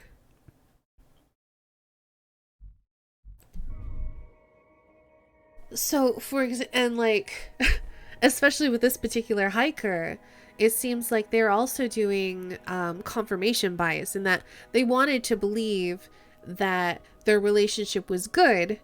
And so they're just focusing on the good parts and explaining away the bad parts to make it fit the narrative that it's a good relationship.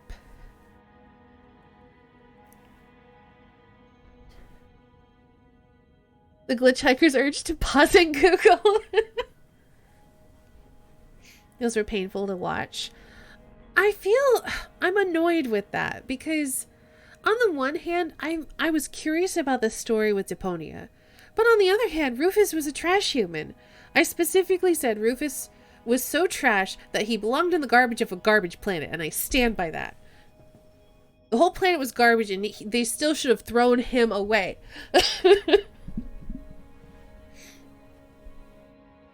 Don't even want to think of the games I've gone full sunk cost with.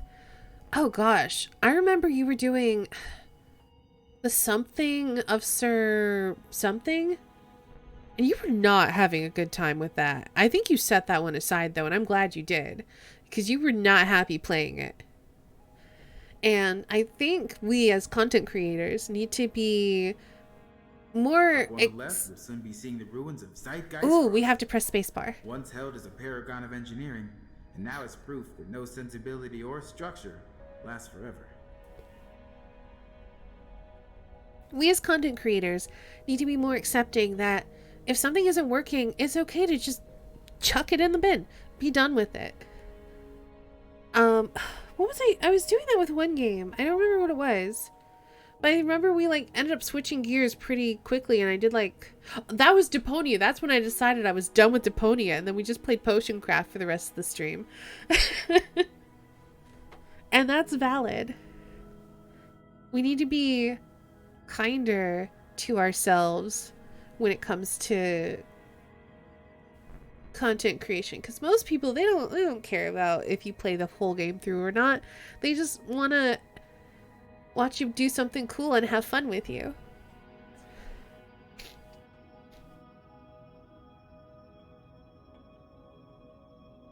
If you find things like sunk cost fallacy interesting, I recommend the book An Economist Walks into a Brothel, I assume? Or is it a brotha? Is that something? By Alison Schrager. It explains the economic terms of how badly humans evaluate risk. Be it risks to our money, health, relationships, or anything else. I am super risk adverse, so I'd probably find that fascinating. Like, surfers told they have a 2% dying in weather conditions feel safer than those told they have a 1 in 50 chance of dying. So this almost seems like it's our ability to conceptualize numbers again. It's kind of coming back to... Yeah, we're like real bad at understanding what numbers mean. The Life and Suffering of Sir Bronte. Yeah, that one. You were not having a good time with that. I finished it off stream, but that game was just depressing. Fair. You're making me realize just how much this fits what I consider my worst/best relationship. Only best because I still focus too much on the good, and with age, it's like the good only gets better, which isn't a good thing. Yeah. It's like the whole rose-colored glasses thing. It's confirmation bias. It's, there's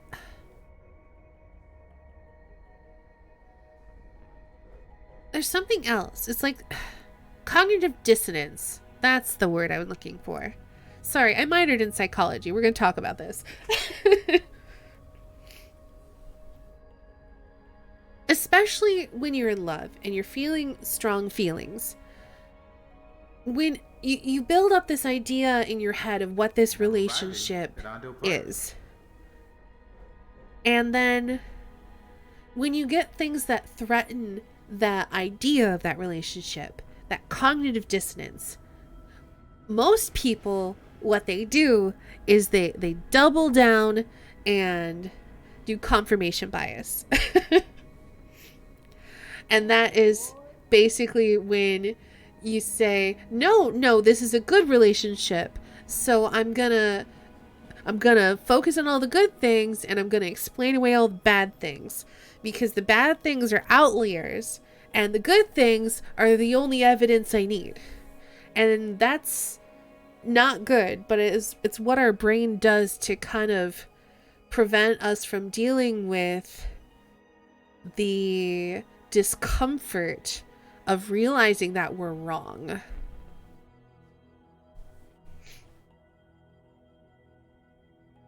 Hope they add some more stuff soon. I still need to play more Potion Craft, because I've still only made like a couple of the reagents. Wonder what happened to Ponia. I just stopped watching when you went live with it because it made me uncomfortable. That's fair. It's an uncomfy game. Like, Rufus is terrible. We got to the third one, started, got a handful of ableism, and we're like, yeah, you know what? No. Alright, Sankar, thanks for hanging out. Have a good work and lurk. Psych talks and philosophy and sociology talks, yes.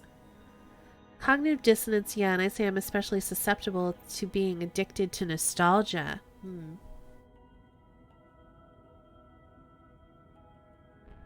I don't know. At least for me, I don't know.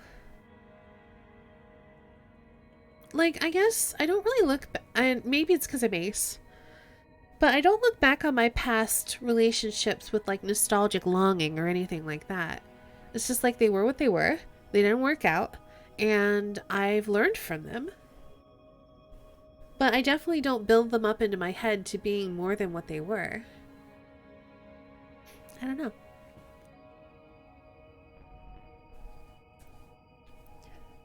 It took until... Oh, we already did this one because sunk costs got us down a whole rabbit hole. It's weird that as a culture, we're also addicted to nostalgia. We tend to look back on the good old days, romanticizing the highlights and glossing over the problems. I guess that's one reason why I don't mind that there's the focus on anti-Asian racism in The Great Ace Attorney, even though it's uncomfortable. Because it's not glossing over the problems that happened back then. I don't know. But yeah, I definitely agree with you, Dibria. There is a lot of that. And it's really important to, like, keep things in perspective. Laughs bitterly in British. Like, for example, it's something that comes into my head whenever anyone talks about time travel. And they're like, hey, if you could go back to any time, where would you go? And I'm like, nowhere. I would stay in the present because it's not exactly safe for a woman to travel back in time, is it?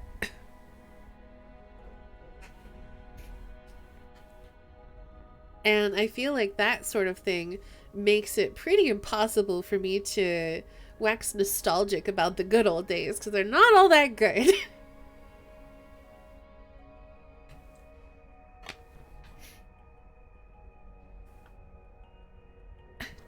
To be honest, I'm AAPI, and I actually feel like the AAPI hate in Ace Attorney has actually been helping me make sense of my own experiences in a positive way. Only my experience, though, to be fair. That's still good to know.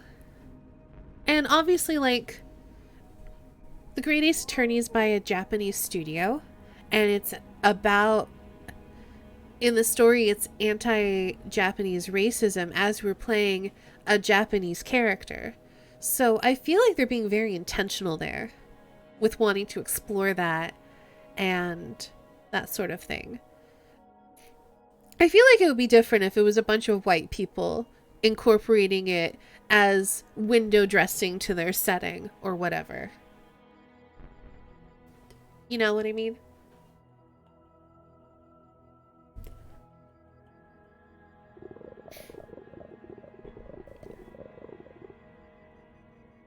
Or at least, for a long time it felt like the benefits outweighed the costs. Good evening, folks. Just wanted to point out a special site we're coming up on. The Community Falls. All frozen solid.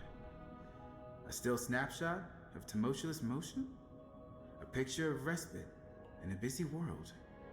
Or the image of flow interrupted? That's pretty. Oh, here comes the train.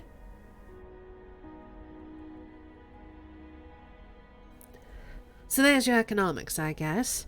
In the end, breaking up was the right choice, just a late one. When people talk about going back in time, I point out that if you pay attention to content warnings, you will see things like period-accurate homophobia, 90s, because this is recent and is still happening. It's easy to forget that, though, for those that didn't live through it. Yeah, for sure. But also, I think it's easy to forget or not pay attention to if you're not part of a marginalized group. You don't have to go far back for it to get hard for a lot of people to travel back without facing repercussions, for sure. For sure. Like, that's why I didn't even say, like, oh, I'd go back, I don't know, 10 years ago. Or 20. No, I would not.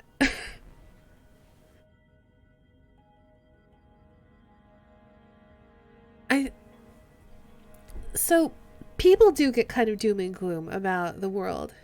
And something that I took from one of Trooper's streams, he did an amazing stream where he did a lecture on protest music on stream. And it was amazing. And one thing that he pointed out towards the end of his lecture, and the whole thing was phenomenal, was pointing out... Next stop, Apollonian Acres. The history of oppression in the United States and the strides we are continually making towards progress. It's not always a fast pace, but if you think about when lynchings happened, when separate but equal happened, when the civil rights movement happened, it wasn't that long ago. And we are continually making strides towards progress. So yeah, I mean, even if we're in tumultuous times right now, I have to believe we're constantly, even if gradually, moving towards something better. And sometimes just when you're in the thick of it, especially when you're in the middle of fights that are happening, it's hard to see, but I'm weirdly optimistic. Even though I don't know, like, a lot of times it's easy to lose faith in humanity. People do terrible things, but progress is still marching on.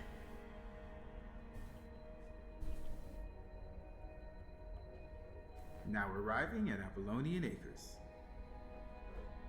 My best friend loves Doctor Who, but hadn't seen any of the old Who, so we watched some. I had to remember and warn her about certain old-fashioned attitudes on display. Oh no.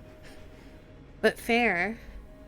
Cis Het White Man. Man, history's great. Everyone else, I'm good. Can we go forward? Anytime someone asked if I wanted to go back in time, I always said the 90s. But when I think of the reasons, it was always because I was a kid and I didn't know any better about what was going on. Fair. Very fair. Yeah, I feel like I would not want to go back in time. I'd want to go forward in time. I think that would be way more interesting. South Africa had apartheid in the 90s. Progress has been swift, but we shouldn't relax, for sure. I'm definitely not saying relax. I'm just saying don't lose hope. In the moment of victory, retighten your helmet straps.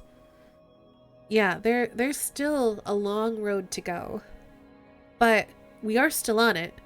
And we are still moving forward.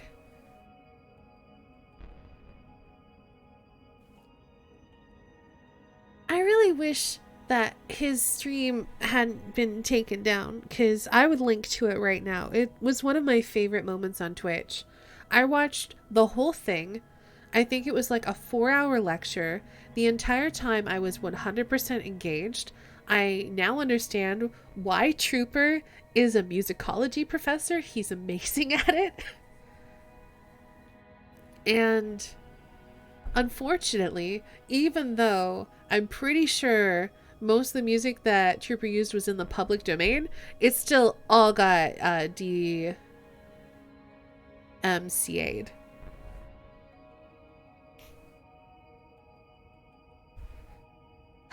Which sucks.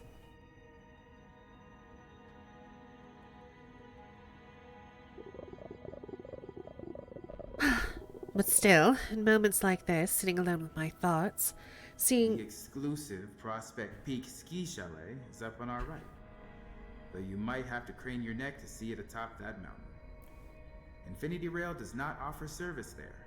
Sadly, not everyone gets the same prospects in life. Seeing time stretch before us like these rails, I wonder what I could have done differently. How much of it was because of her. That's pretty.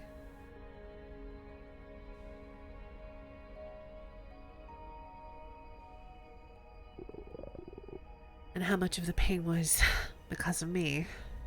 Bye.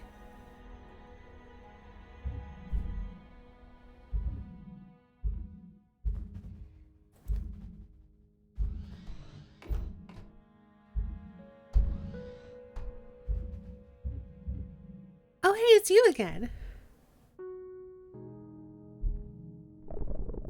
Hey there. Guess we're headed in the same direction. A line snaking through the landscape like a sweep of paint on a wall. Where are you going? Somewhere new.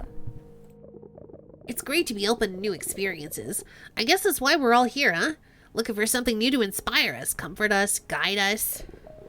I'm heading somewhere I've never been before myself. Get to see new sights, meet new people, create new art. You're an artist? I got an invitation to an art festival that wants to display my work. That's amazing! Congratulations! Can I do that but with an exclamation point? Or 3? I'm so excited for you. Thank you. I love when places really invest in culture and art. It brightens the lives of everyone. Lost Woods. I love these opportunities. A while back, I was traveling through the Epsilon Eridani system, Earth's nearest exoplanets. There was a world there with the most diverse civilization I'd ever seen. Their beauty inspired a lot of art. I wish I could be optimistic. Progress is always a good thing, and I hope it continues. I guess I'm just worried, especially when the January 6th thing, that those who oppose progress are more driven. Given their mostly violent nature, they'll do something bad enough it resets the world back a few decades in progress. I see. Not with how we treat people alone, but how the law treats people. I really hope I'm wrong, though.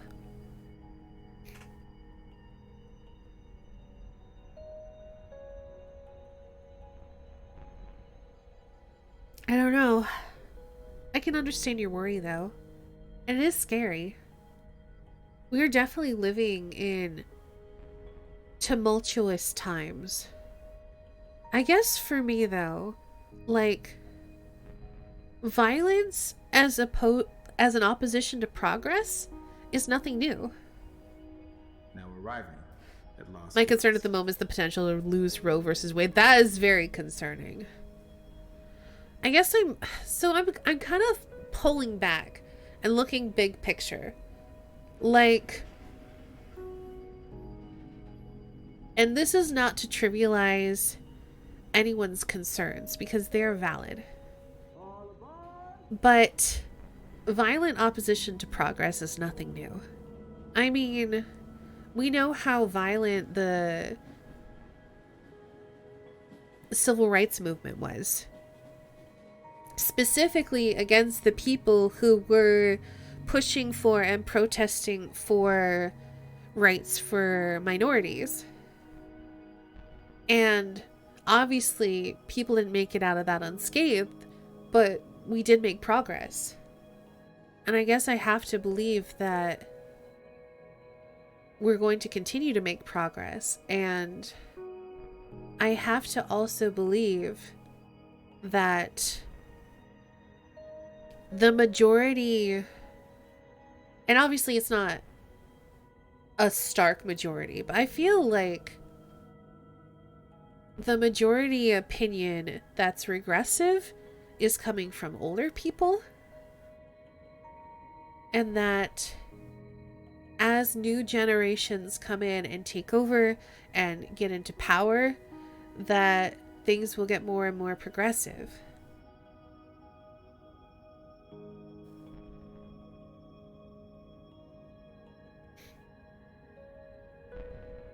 Assuming we can, nip some nepotism in the bud. But yeah, I definitely understand the concerns, and they are concerning. And I guess this isn't me to say that that there's nothing to worry about. Progress is gonna happen. Obviously not. But that fighting against progress is nothing new, and that progress has always happened, so I believe it will continue to happen as long as we keep fighting for it.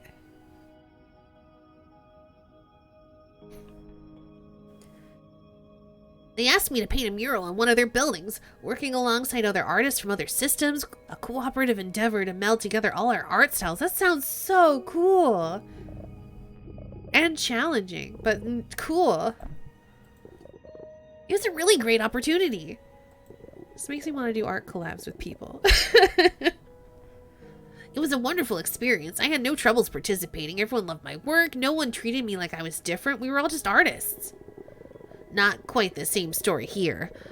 It was practically a 5-step process just to get on this train and have my chair secured.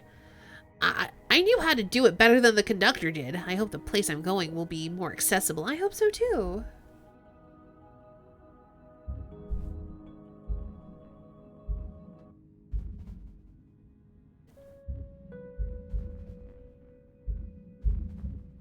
Here? Aha. Oh, hey there, just resting my eyes. Been a long day, you know. The commute is a chance to rest, or at least an opportunity to look out the window and just dream a little. We're coming up on the History Hill access tunnel. Watch the lights flow by like all the moments of your past that brought you here, guiding you to this place, but being left behind for a new destination. Look at those northern lights. Oh, they're so pretty.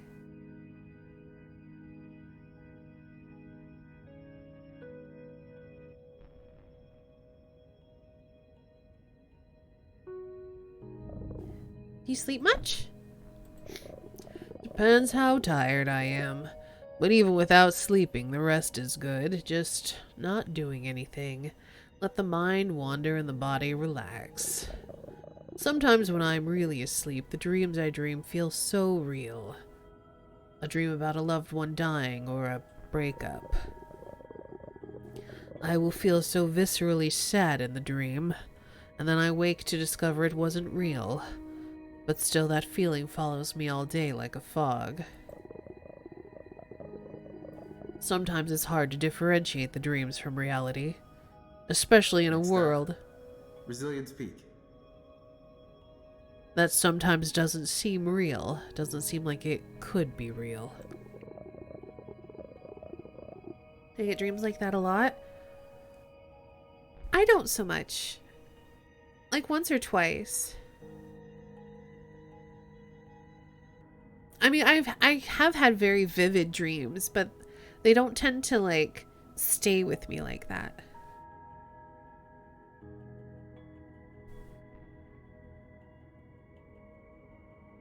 Life is full of things you wouldn't find believable if they happened in a movie, but there they are. Weird little moments happening all the time. Some dreams can feel like they last for years before awake. Oh, goodness.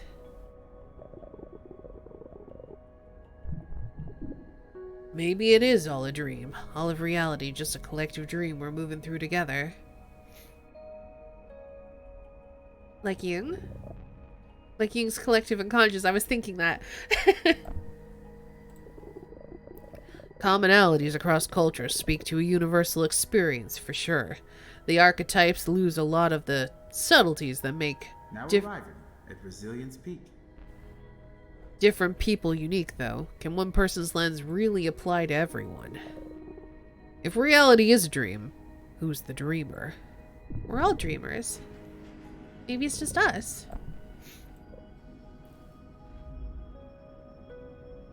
The dreams aren't always bad, I'll say that. Well, that's good at least.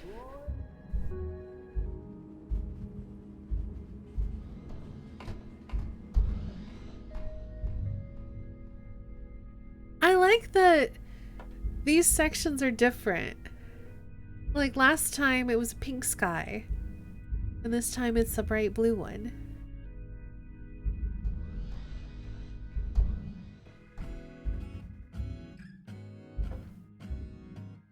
Oh hey, it's you again.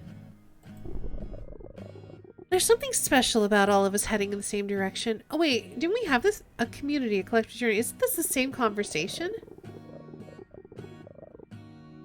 Maybe not.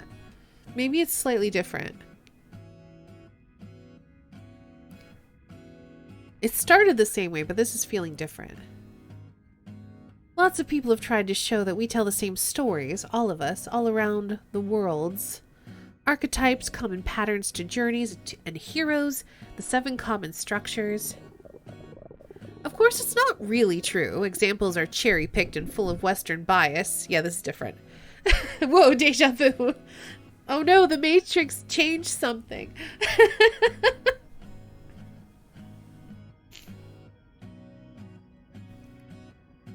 Imposing archetypes on other cultures can be a pretty big stretch. Not every civilization truly uses the same patterns. Next stop, Sojourner Valley.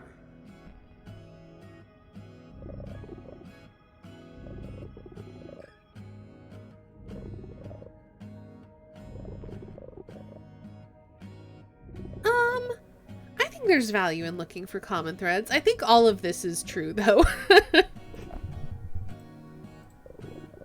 There's something to be said for finding commonality with those who are different. We're all human, those of us that are human, but you can't shoehorn other cultures to fit your ideals. True. History isn't made by solitary people on mythic journeys performing great acts. It's made by the multitudes, the people who stand up or help each other, communities and cascading decisions and culture.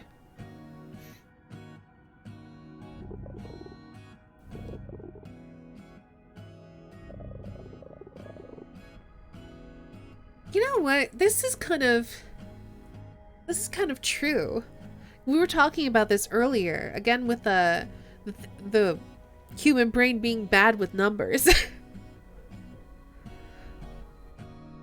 The truth is too complex. Our brains only have room for so many human connections. It's like allegory. It is vital that we understand that it is complex, even if we can never totally grok the full complexity. There's always more going on than you can fully know. But there are common human stories.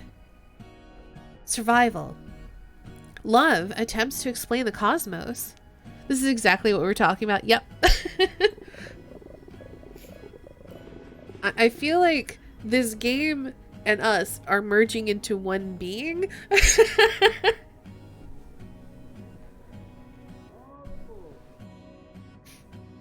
I'm writing a new story, a story about friendship, of being on a journey together. A little on the nose, I know. Come back later, maybe I'll tell you about it.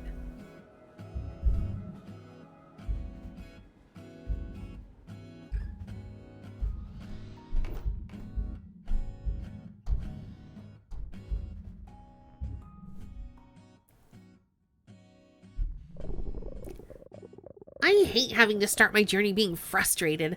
Accessibility is just the kind of thing I have to think about all the time, especially on this world.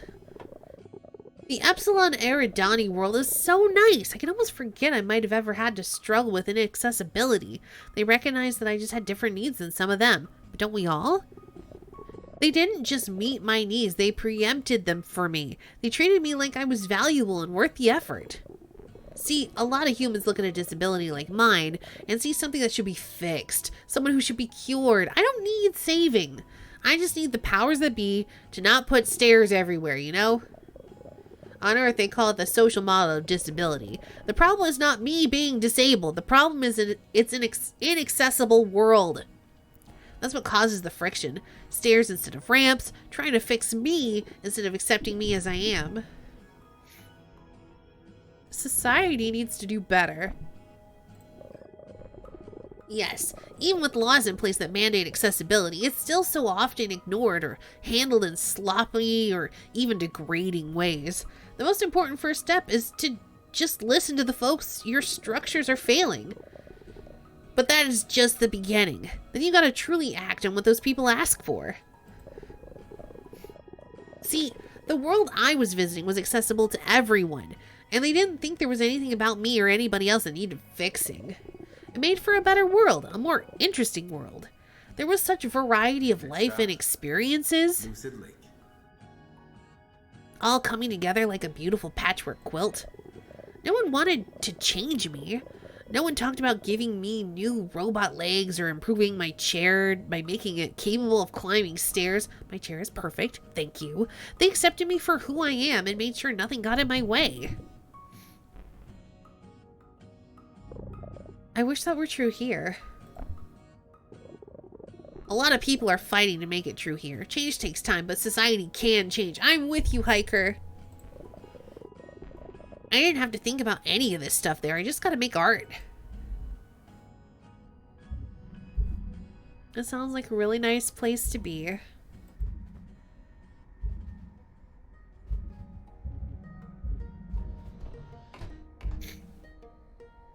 You know, another thing that they didn't quite touch on is it's not just that it's an inaccessible world.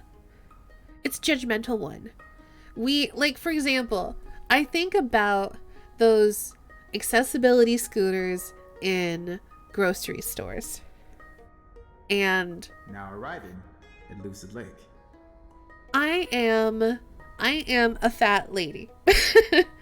And at one point I fell and injured my ankle. I probably broke it. Let's be real. I probably broke my foot. And I ended up having to use one of those in one of those stores. And there is such a feeling of shame that comes with that. Like, I was hobbling around on crutches.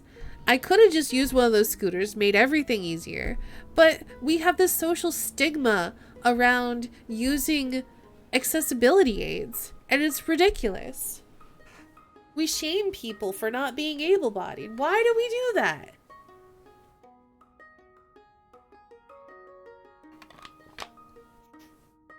So I just wanted to talk about that too.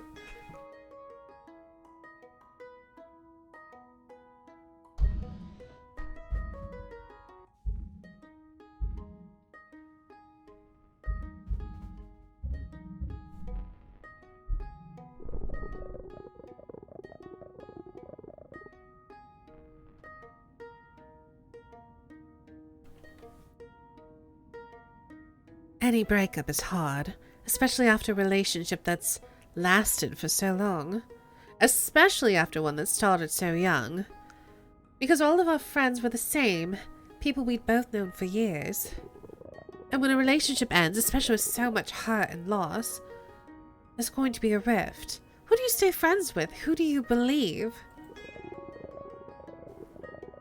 Some can try to stay friends with everyone, try to support both sides, but it's hard. Feelings will get hurt. And inevitably, one person leaves with more of that circle intact, and they get to define the narrative. Friendship can be just as hard as romantic relationships. It's true. Society gives so much more primacy to romantic relationships, but friendships can be just as important. Maybe far more so. And that's the other thing. Queer communities are small, insular, especially in high school. It's where we discover and define ourselves. When you lose that, you lose a part of yourself. Ideal city center. Your only connection to your identity. I lost myself for a while. Maskless, faceless, without identity. Wandering orbital past, letting gravity take me where it would. I don't even remember much of that year. It took me a long time to find another face.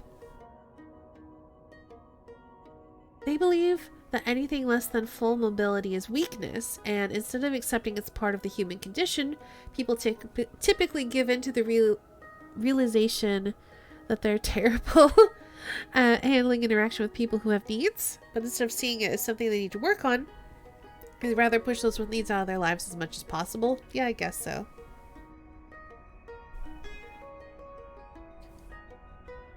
But yeah, there's definitely like this idea that there's a standard way to human.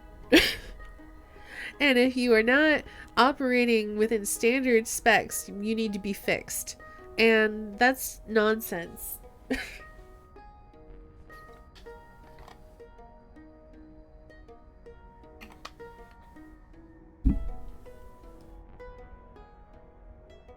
Now arriving at Ideal City Center.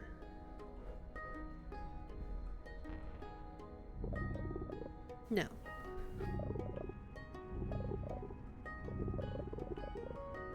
We have to find our own identities that aren't dependent on others. Which is hard, but possible. It just is hard and takes a long time, and you can't expect someone to do that in high school. Yet all identities don't exist in a vacuum. Gosh, I can't believe we actually U-hauled. How stereotypical.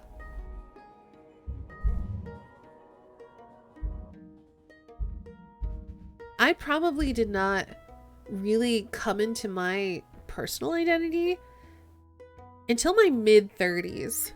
Just throwing it out there. So if y'all are still like figuring out who you are, life's a journey. Figuring out who you are is a journey. And rather apropos to this game, it's not a destination.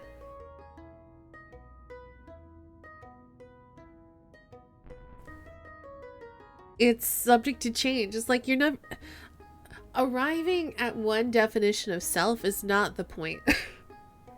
Because who you are is constantly changing based on your experiences, your thoughts, your feelings, that sort of thing. Didn't accept I was trans till I was 37.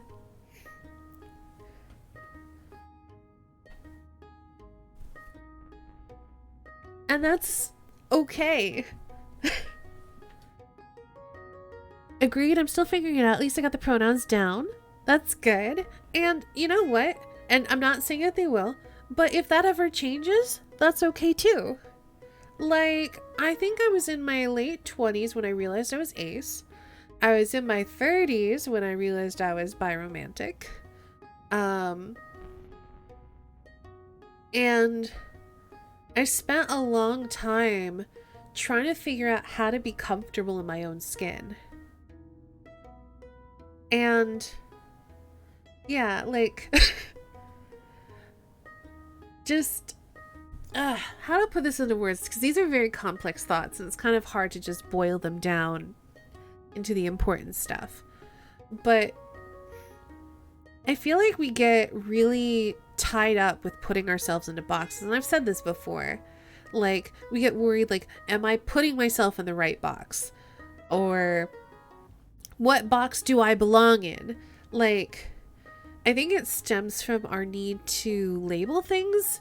Like, our brain really likes labels, and our need to like belong somewhere in a community.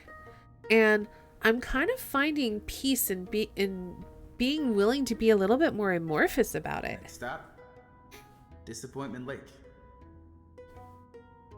Like, sometimes it's okay to just be and not put a label on something. Or, you know, maybe try out a label. And if it turns out it doesn't fit, that's okay too. I feel like we put a lot of pressure on people to find themselves and like find an identity or whatever. And maybe sometimes it's okay to just be. I love seeing young people forming queer communities and such. Yes! I know, same, Leonard. That made me so happy. When I was in high school, there was one kid, and I only realized that he was gay after he changed schools, and it turns out he did it because he was being bullied for being gay, which is terrible. And it's terrible. But now there's queer communities in the high schools. That makes me so happy. Just let people be. Let them exist. Let them... Like, it doesn't... Yeah, anyway. Now arriving at Disappointment Lake. I just have a lot of feelings about this. And I know I've seen a lot of people go through stress and struggle by trying to figure out, like, am I queer enough to call myself queer? Or am I experiencing dysmorphia enough to be trans? Or, you know, stuff like that. Am I having non-binary enough thoughts to be considered non-binary? That sort of thing. And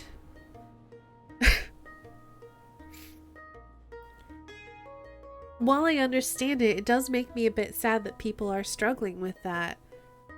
Because I feel like, in the end, the label's not what matters. How you feel is what matters.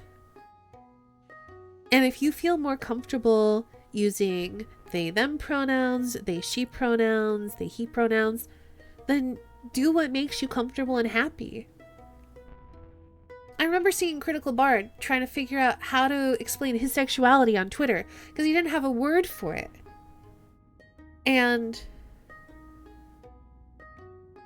I don't know, I feel like labels can be helpful, but they can also be really limiting.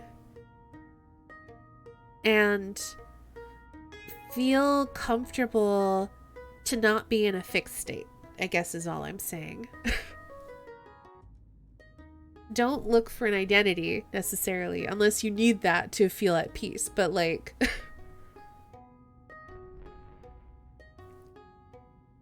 I'm gonna come back to what I said at the beginning. It's a journey. Don't expect it to just be an endpoint. Stop. Foggy level. There's also want to find a purpose. I mean,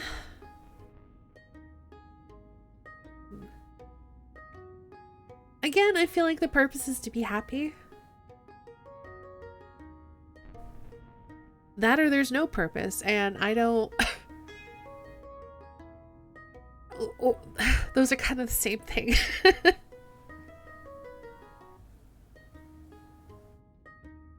None beyond what you choose, exactly.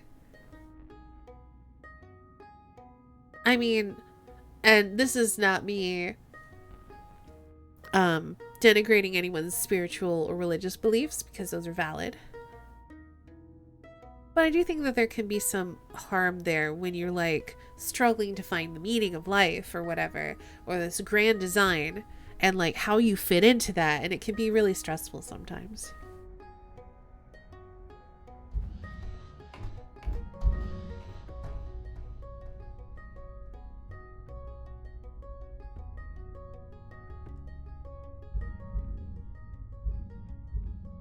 I love these like Doctor Who-esque doorways where you look in there, you see a train, but you know it's just a door. Now arriving at Foggy level.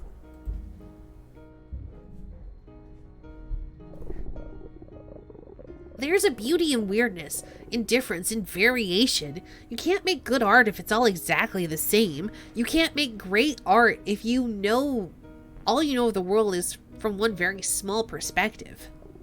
Humans sometimes have a distrust of anything different from themselves, or a fear that they'll be outnumbered by those that are different. We should celebrate diversity. Exactly! Culture, society is so much stronger when it allows and celebrates diversity. People are so much better when they are open to other experiences. Even ideas of wanting to cure people like me, it's all about making everyone the same. There's a lot of danger hidden there. What if we could fix you before you were born, make you someone's version of perfect? Well, we call that pseudoscience eugenics, and pretty quickly gets used to make everyone identical and remove everyone who's not. Yeah.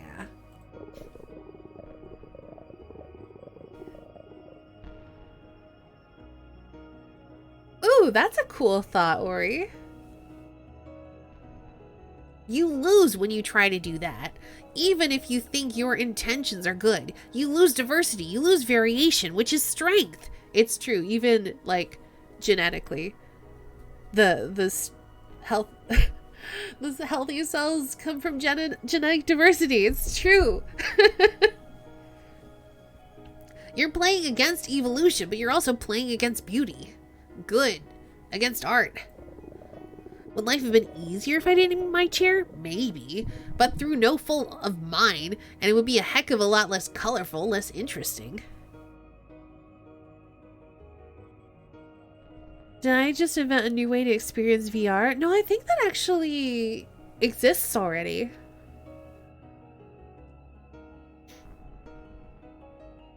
I'm pretty sure I've seen that before somewhere.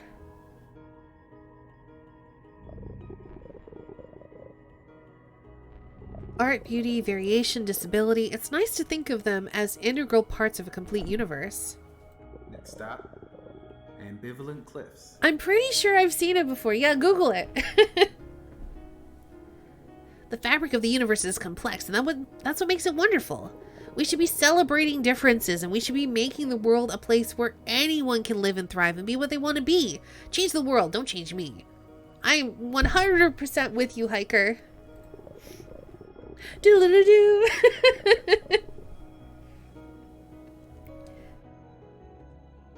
That's what we ended up making that mural about. A celebration of diversity, illustrating people from all over the galaxy living their lives freely.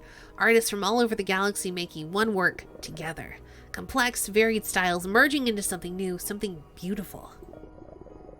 I hope I get to do something similar where I'm going now. Meet new people, new perspectives, maybe change some minds. Gonna start the 5-step process to make my way to the meal car. It was nice talking to you. Stay weird. See you later, bud.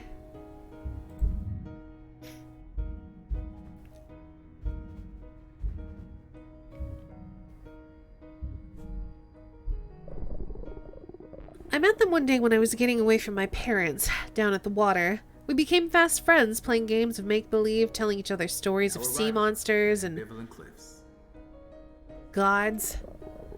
One day we found a secret island out in the water. When we were there, it seemed like time stood still.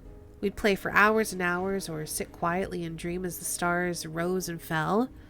And when we came home, no one had missed us.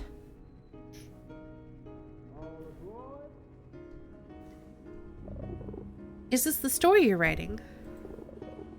Does writing it make it real? Or was it real already? I'm not sure.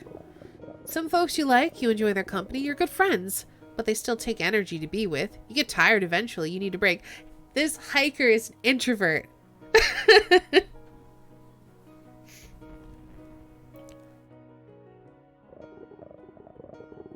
But they were so easy to hang out with. We could talk for hours or sit in silence. There were no expectations, no demands, no hurt feelings or drama. Just existing together. You ever have one of those friends who takes no energy at all to be with? Who you can enjoy just being around even if you're not doing anything together?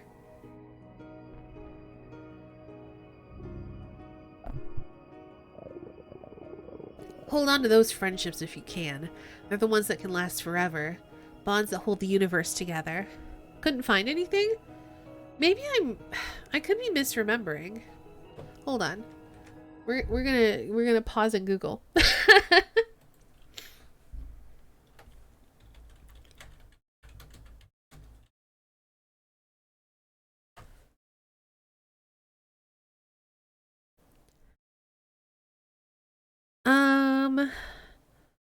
But I feel like I saw something. It was like in a museum or something.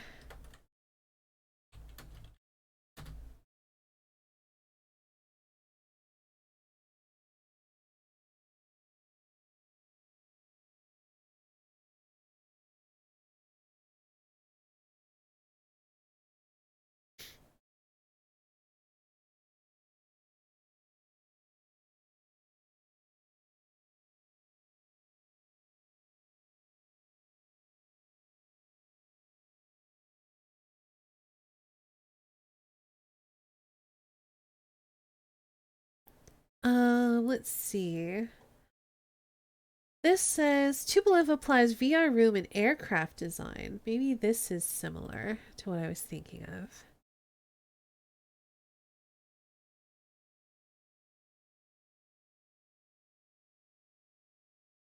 I am gonna drop this link in chat.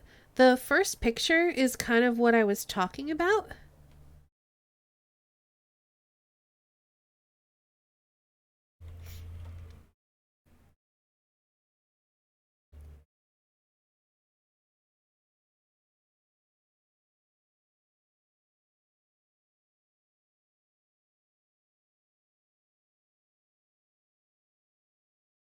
But that's not the specific image I remember seeing.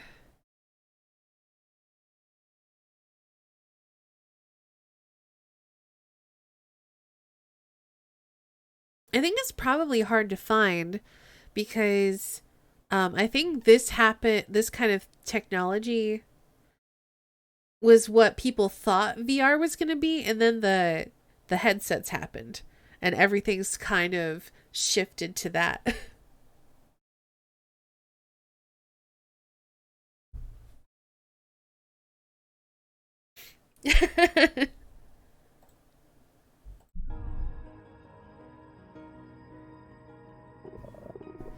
It's one of the reasons I'm writing this. We all need a connection of some kind, and those connections are out there. The stories are out there waiting to be heard. We're not solitary creatures, we're on this journey of life together. We're all headed in the same direction. Where are you headed? Someplace new. And I wish you well in your journey. Maybe you'll forge a new bond. It's been nice getting to know you a bit. Maybe I'll see you up in the meal car. Enjoy the journey.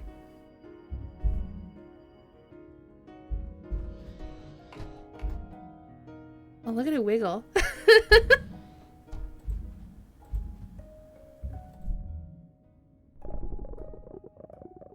You know, I had forgotten this, but it was her who broke up with me. Even though I knew it was inevitable, necessary even, she broke up with me and it hurt Next a lot. Resilience Peak. It felt like my whole life had been taken from me. Not just the friend group, the community. We were at college by then. There were ultimately new communities to find, larger circles to be part of, but she and I, we'd grown up together, discovered who we were together. We had joined those communities together. We had this whole shared history, and also this whole shared future. Plans, assumptions about what my life would be like. Time stretching forward, snatched away, gone. Life lost in a lot of ways. Just an emptiness, an uncaring void left behind, an unknown.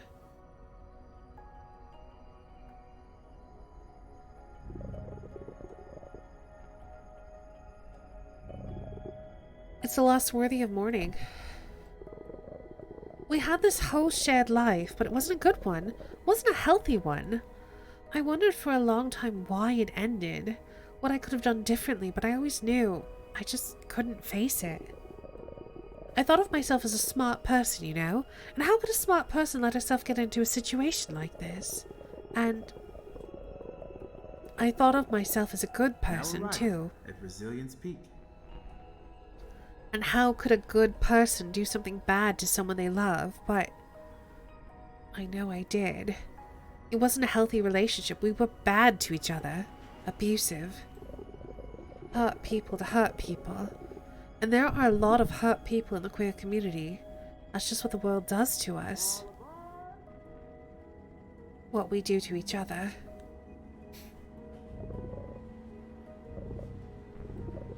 You have to break the cycle. It's hard to see when you're so deep in it. Finding community, finding each other. It can be like finding a life preserver, but yes, we must be better to each other. Fun fact, that's another coping mechanism we do. We say it was inevitable, or I saw that coming, even if we didn't. Then over time, our mind can make us think we really did see the thing coming all along. Yep. And another coping mechanism is thinking that things are in your control, preventable. It's something that I don't want to say we, like, not we here in this community necessarily, but we as humans, it's something that we do specifically to like victims of assault or abuse. We like, it's where victim blaming comes from.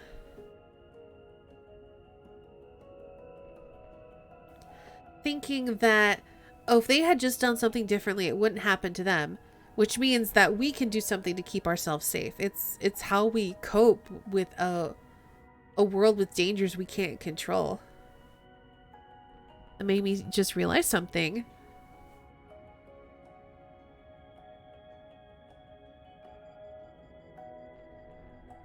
But yeah, it's like this illusion of control, of thinking that we have way more power over certain situations than we actually do.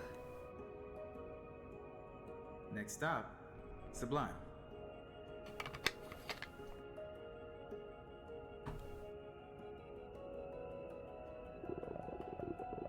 I've learned so much about myself since then, grown and changed. I couldn't even talk about it for a long time. I could barely think about it without crying. I cried a lot. But now, distance helps. Time is infinite. A friend told me that if time is infinite and all of our problems are finite, then by definition, time will eventually make them zero, equivalent to nothing. It seemed like cold comfort at the time, but I'm a physics student and the math worked out, so I had faith. Now I see it. Now it's hard to imagine how insurmountable it all was back then. Time keeps moving on, and we do too. Yes, we do. Hi folks, the cafe is closed now, but the Infinity Rail Lounge is always open. Get your friends and traveling buddies to meet you up front, and when you're ready, take a seat and see this journey through in style with your fellow passengers.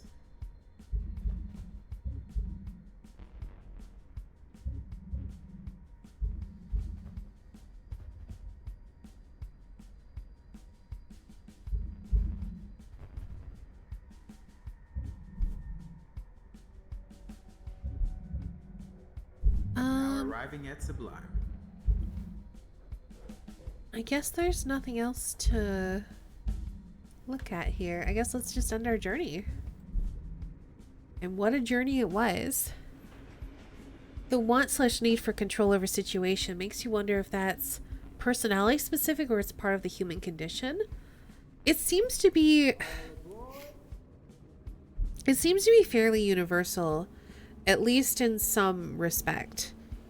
Like, obviously I'm not going to go around victim blaming people, but there's something about, like, we're designed to find patterns, to make order out of chaotic situations, to find the logic in the chaos.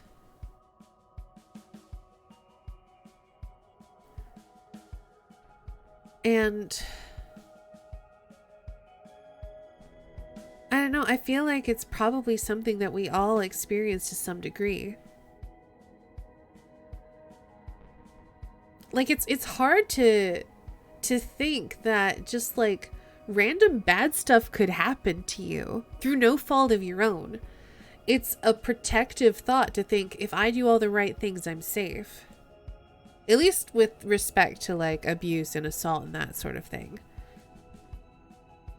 And it's something I think about a lot because, you know, being raised female, being raised as a woman, we're taught a lot of things that we have to do to keep ourselves safe. Which is ridiculous because half the stuff we're taught doesn't do a damn thing. It's just this illusion of control, this illusion of safety. It's this illusion of taking the right precautions so that you can stay safe.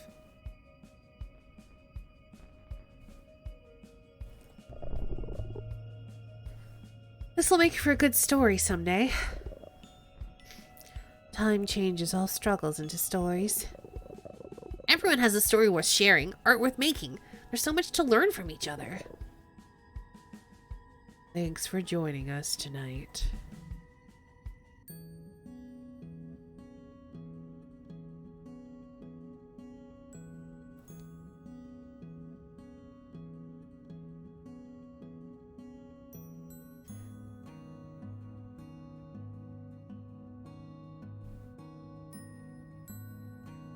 All right, we gotta find out who did the voice of the conductor.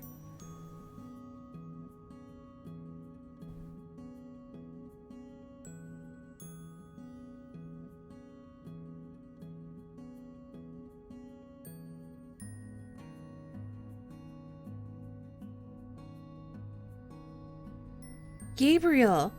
Oh!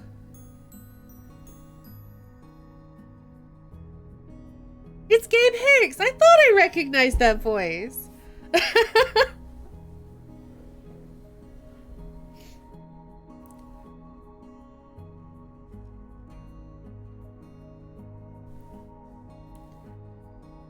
It's interesting because, yeah, I've known someone who was very, like, optimistic about the world, but in a way where when faced with the reasons for poverty, etc., they go into full denial of injustices, which is really weird.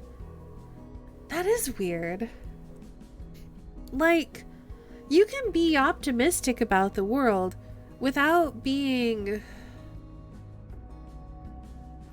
deluded, I guess, or in denial about the bad parts of it. Like, I feel like I'm surprisingly optimistic. I am kind of jaded though. I'm very much ether rich, capitalism sucks. People need to do better. But I also believe that people can do better and will do better. Anyway.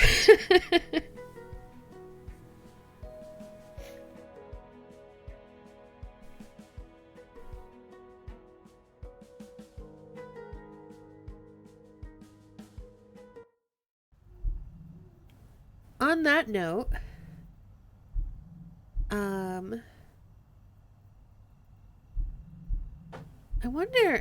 I wonder if there are more places to go, or if that's all that's open in the press build.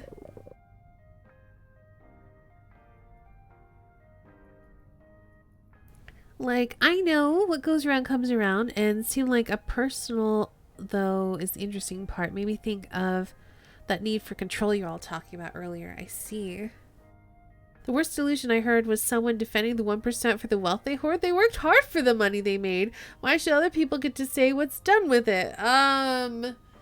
Because hoarding wealth is bad and they made their money through exploitation.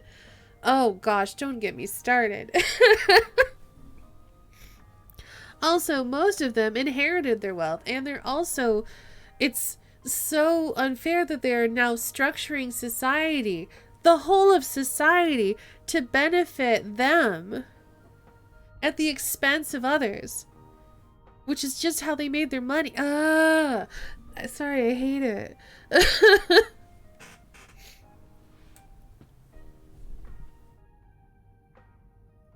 Oh gosh, so that reminds me of a conversation I had with a young girl. When I say young girl, I'm a young adult, we'll say. A young lady. I think she was like 19 or something. She's very young. And she was definitely raised like upper middle class, borderline upper class. And we were having a conversation about feminism. And I think we were having a conversation also about like liberalism. And she was very Republican. I think I was able to get through to her a little bit, just by talking about empathy and that sort of thing. But she was this was so long ago. What were we talking about specifically? We were eating lunch together. We were both taking we were both doing radiography stuff together. And we were eating lunch together, and I can't remember why it came up, but we were talking about politics, and she was talking about how frustrated her dad was about, I guess, taxes for social programs or something. And I'm like, I wish I remembered how that conversation went.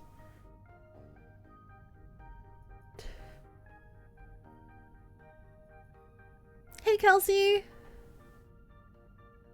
You grabbing popcorn? Working class people are working really hard. They are. But yeah, it was one thing that led to me being like, well, do you think that people who are born with wealth get a leg up? And she was like, yes. And I'm like, do you think that as a woman you've ever experienced any kind of discrimination?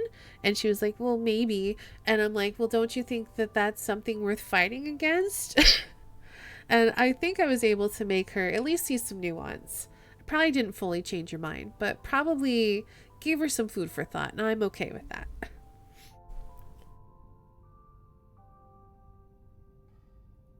Hello again. I'm aware that some of the conversations you may have in your journeys can be tough, or bring up things you may struggle with personally. There was progress. I hope so. I don't ever want to pry or judge. Please let me know if I am overstepping my bounds, and I won't bring this up again, but do you need help outside of the game in this space? I'm okay. Okay. Please talk to me or someone else if that changes. So, I don't know if there's anything left to see. We've got the railway, and we've got the highway, which means oop!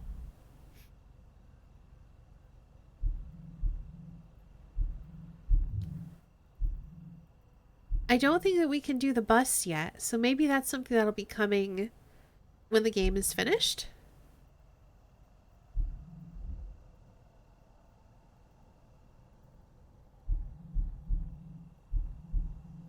You planted the seed, it's up to them whether the resulting plant will flourish or wither. True. So I think that might be it. That was really interesting. I really enjoyed the conversations we had together, too.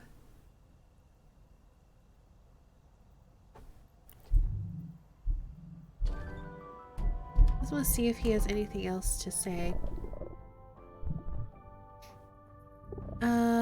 Let's see. I help you. Where am I? What can I do?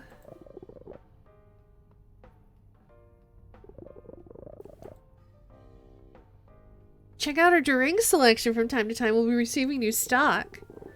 They have not been released yet. Okay, good to know. I'll have another demo coming soon. More to share next year. That's exciting. This has been very, very interesting. I've enjoyed it, especially getting to share it with all of you. I feel like getting to pause the game and then having these really deep conversations with all of you was a very good part of the game. Oh, I might have to take a look. It's wonderful that you made your way here. Blah, blah, blah. Alright, so we already had this conversation. I just wanted to see if the clerk was going to say something about what we would do to open up the bus or the park. But now I know they're not implemented, so that's good.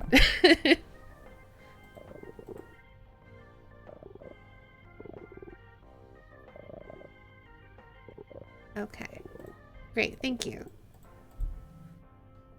Oh, look at all the new drinks!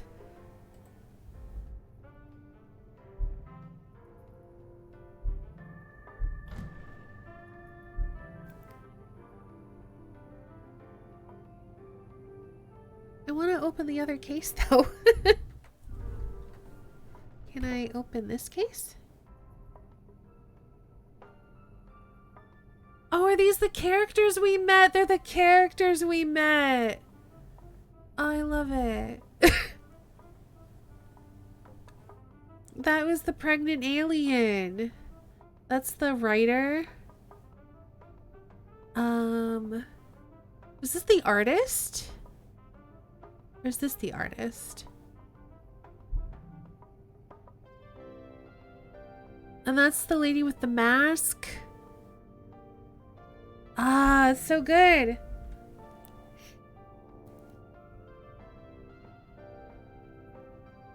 Hey, Festivus. I think we just finished. Look further left for notes. Okay. Oh, like maybe walking here. Oh, then we can do this. Yay. Okay.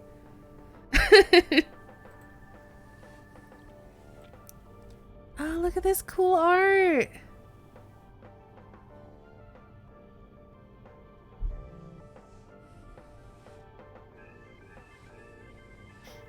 I feel like she's an energy drink.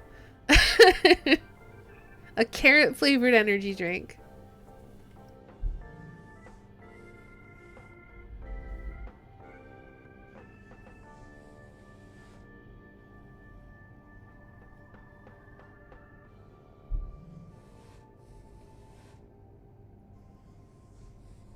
This is definitely the artist. Look at this good art.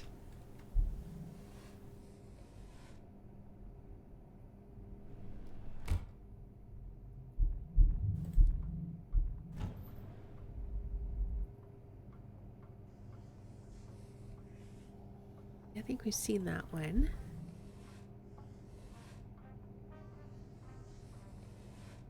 Ooh, this one looks tasty. It looks citrusy. Is that a strawberry drink? I like strawberries.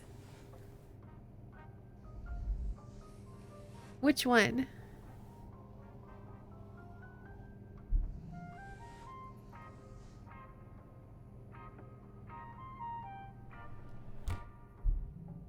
The bright pink? This one? I have no idea. Isn't this the blinking game? We are certainly blinking. Yes. Hey, Nano.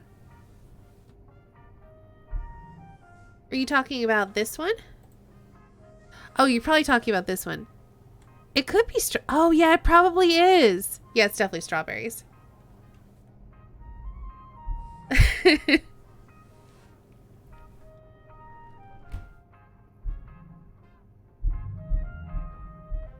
And I'm guessing each case probably, like, this was probably the case for the highway, and then this is the case for like everyone we met on the train. But I feel like we're missing someone. We're missing the weird small alien friend.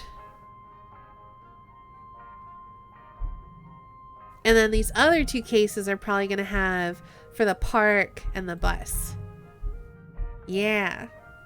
Oh, hey, this is different now. It was a tree and now it's like a door. Interesting. I'm doing really good. We had a bunch of really interesting introspective conversations, which I really enjoyed.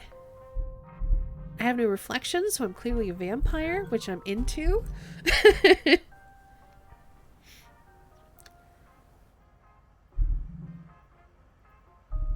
Yeah. So that was Glitchhikers. That was really good. I enjoyed that a lot.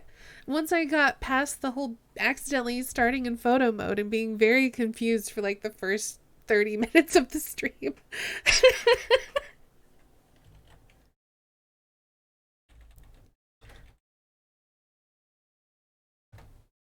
If you want to check it out yourself, be sure to wishlist it on Steam. It's coming out sometime next year, and it's really good. It's really good. I really enjoyed that. Thank you so much for inviting me to check it out. I had an amazing time. Is Stany part vampire? Shh. Secret. And thank you so much for being here to like help out. Vampire the Masquerade Bloodlines when? I'm pretty sure I've already played it on stream. Didn't I? Our glitch senses were tingling. Well, good. Yeah, we did a Malkavian playthrough. And had a conversation about mental health. So I probably won't, I don't know. If I play it again, I want to give it some time. And then maybe we'll do like, I don't know, a Tremere or something. Because, I mean, who doesn't like blood magic?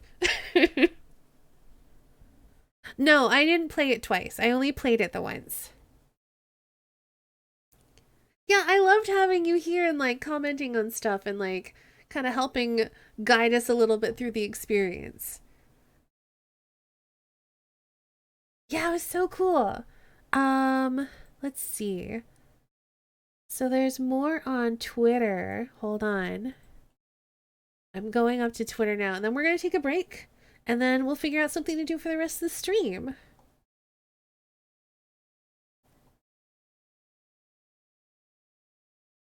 I'm looking for sneak peek stuff. Ooh, that looks cool. I don't know what that is. It's a job application post, but the image looks real cool.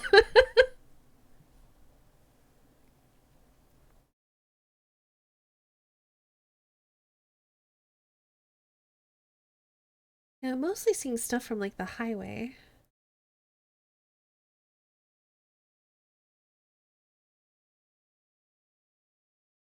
Well, while I'm scrolling, we may as well get some music going.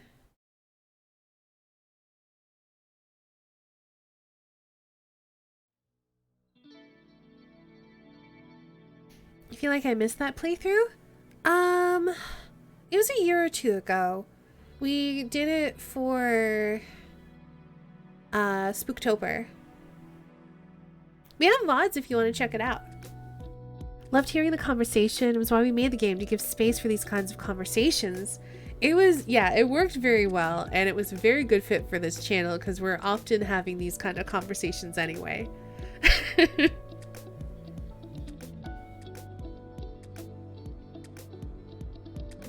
That was really good though.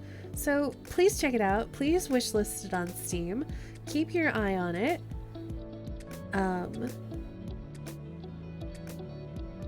It's really interesting. So we are going to be taking a break. If you've been here the whole time, it might be a good point to get away from the computer, go stretch, rest your eyes, go get a drink, get a snack, take your meds if you need to. We'll be back in a couple of minutes and I'll be figuring out what we'll be doing for the rest of the stream. Again, Glitchhikers, thank you so much for letting us check out your game early.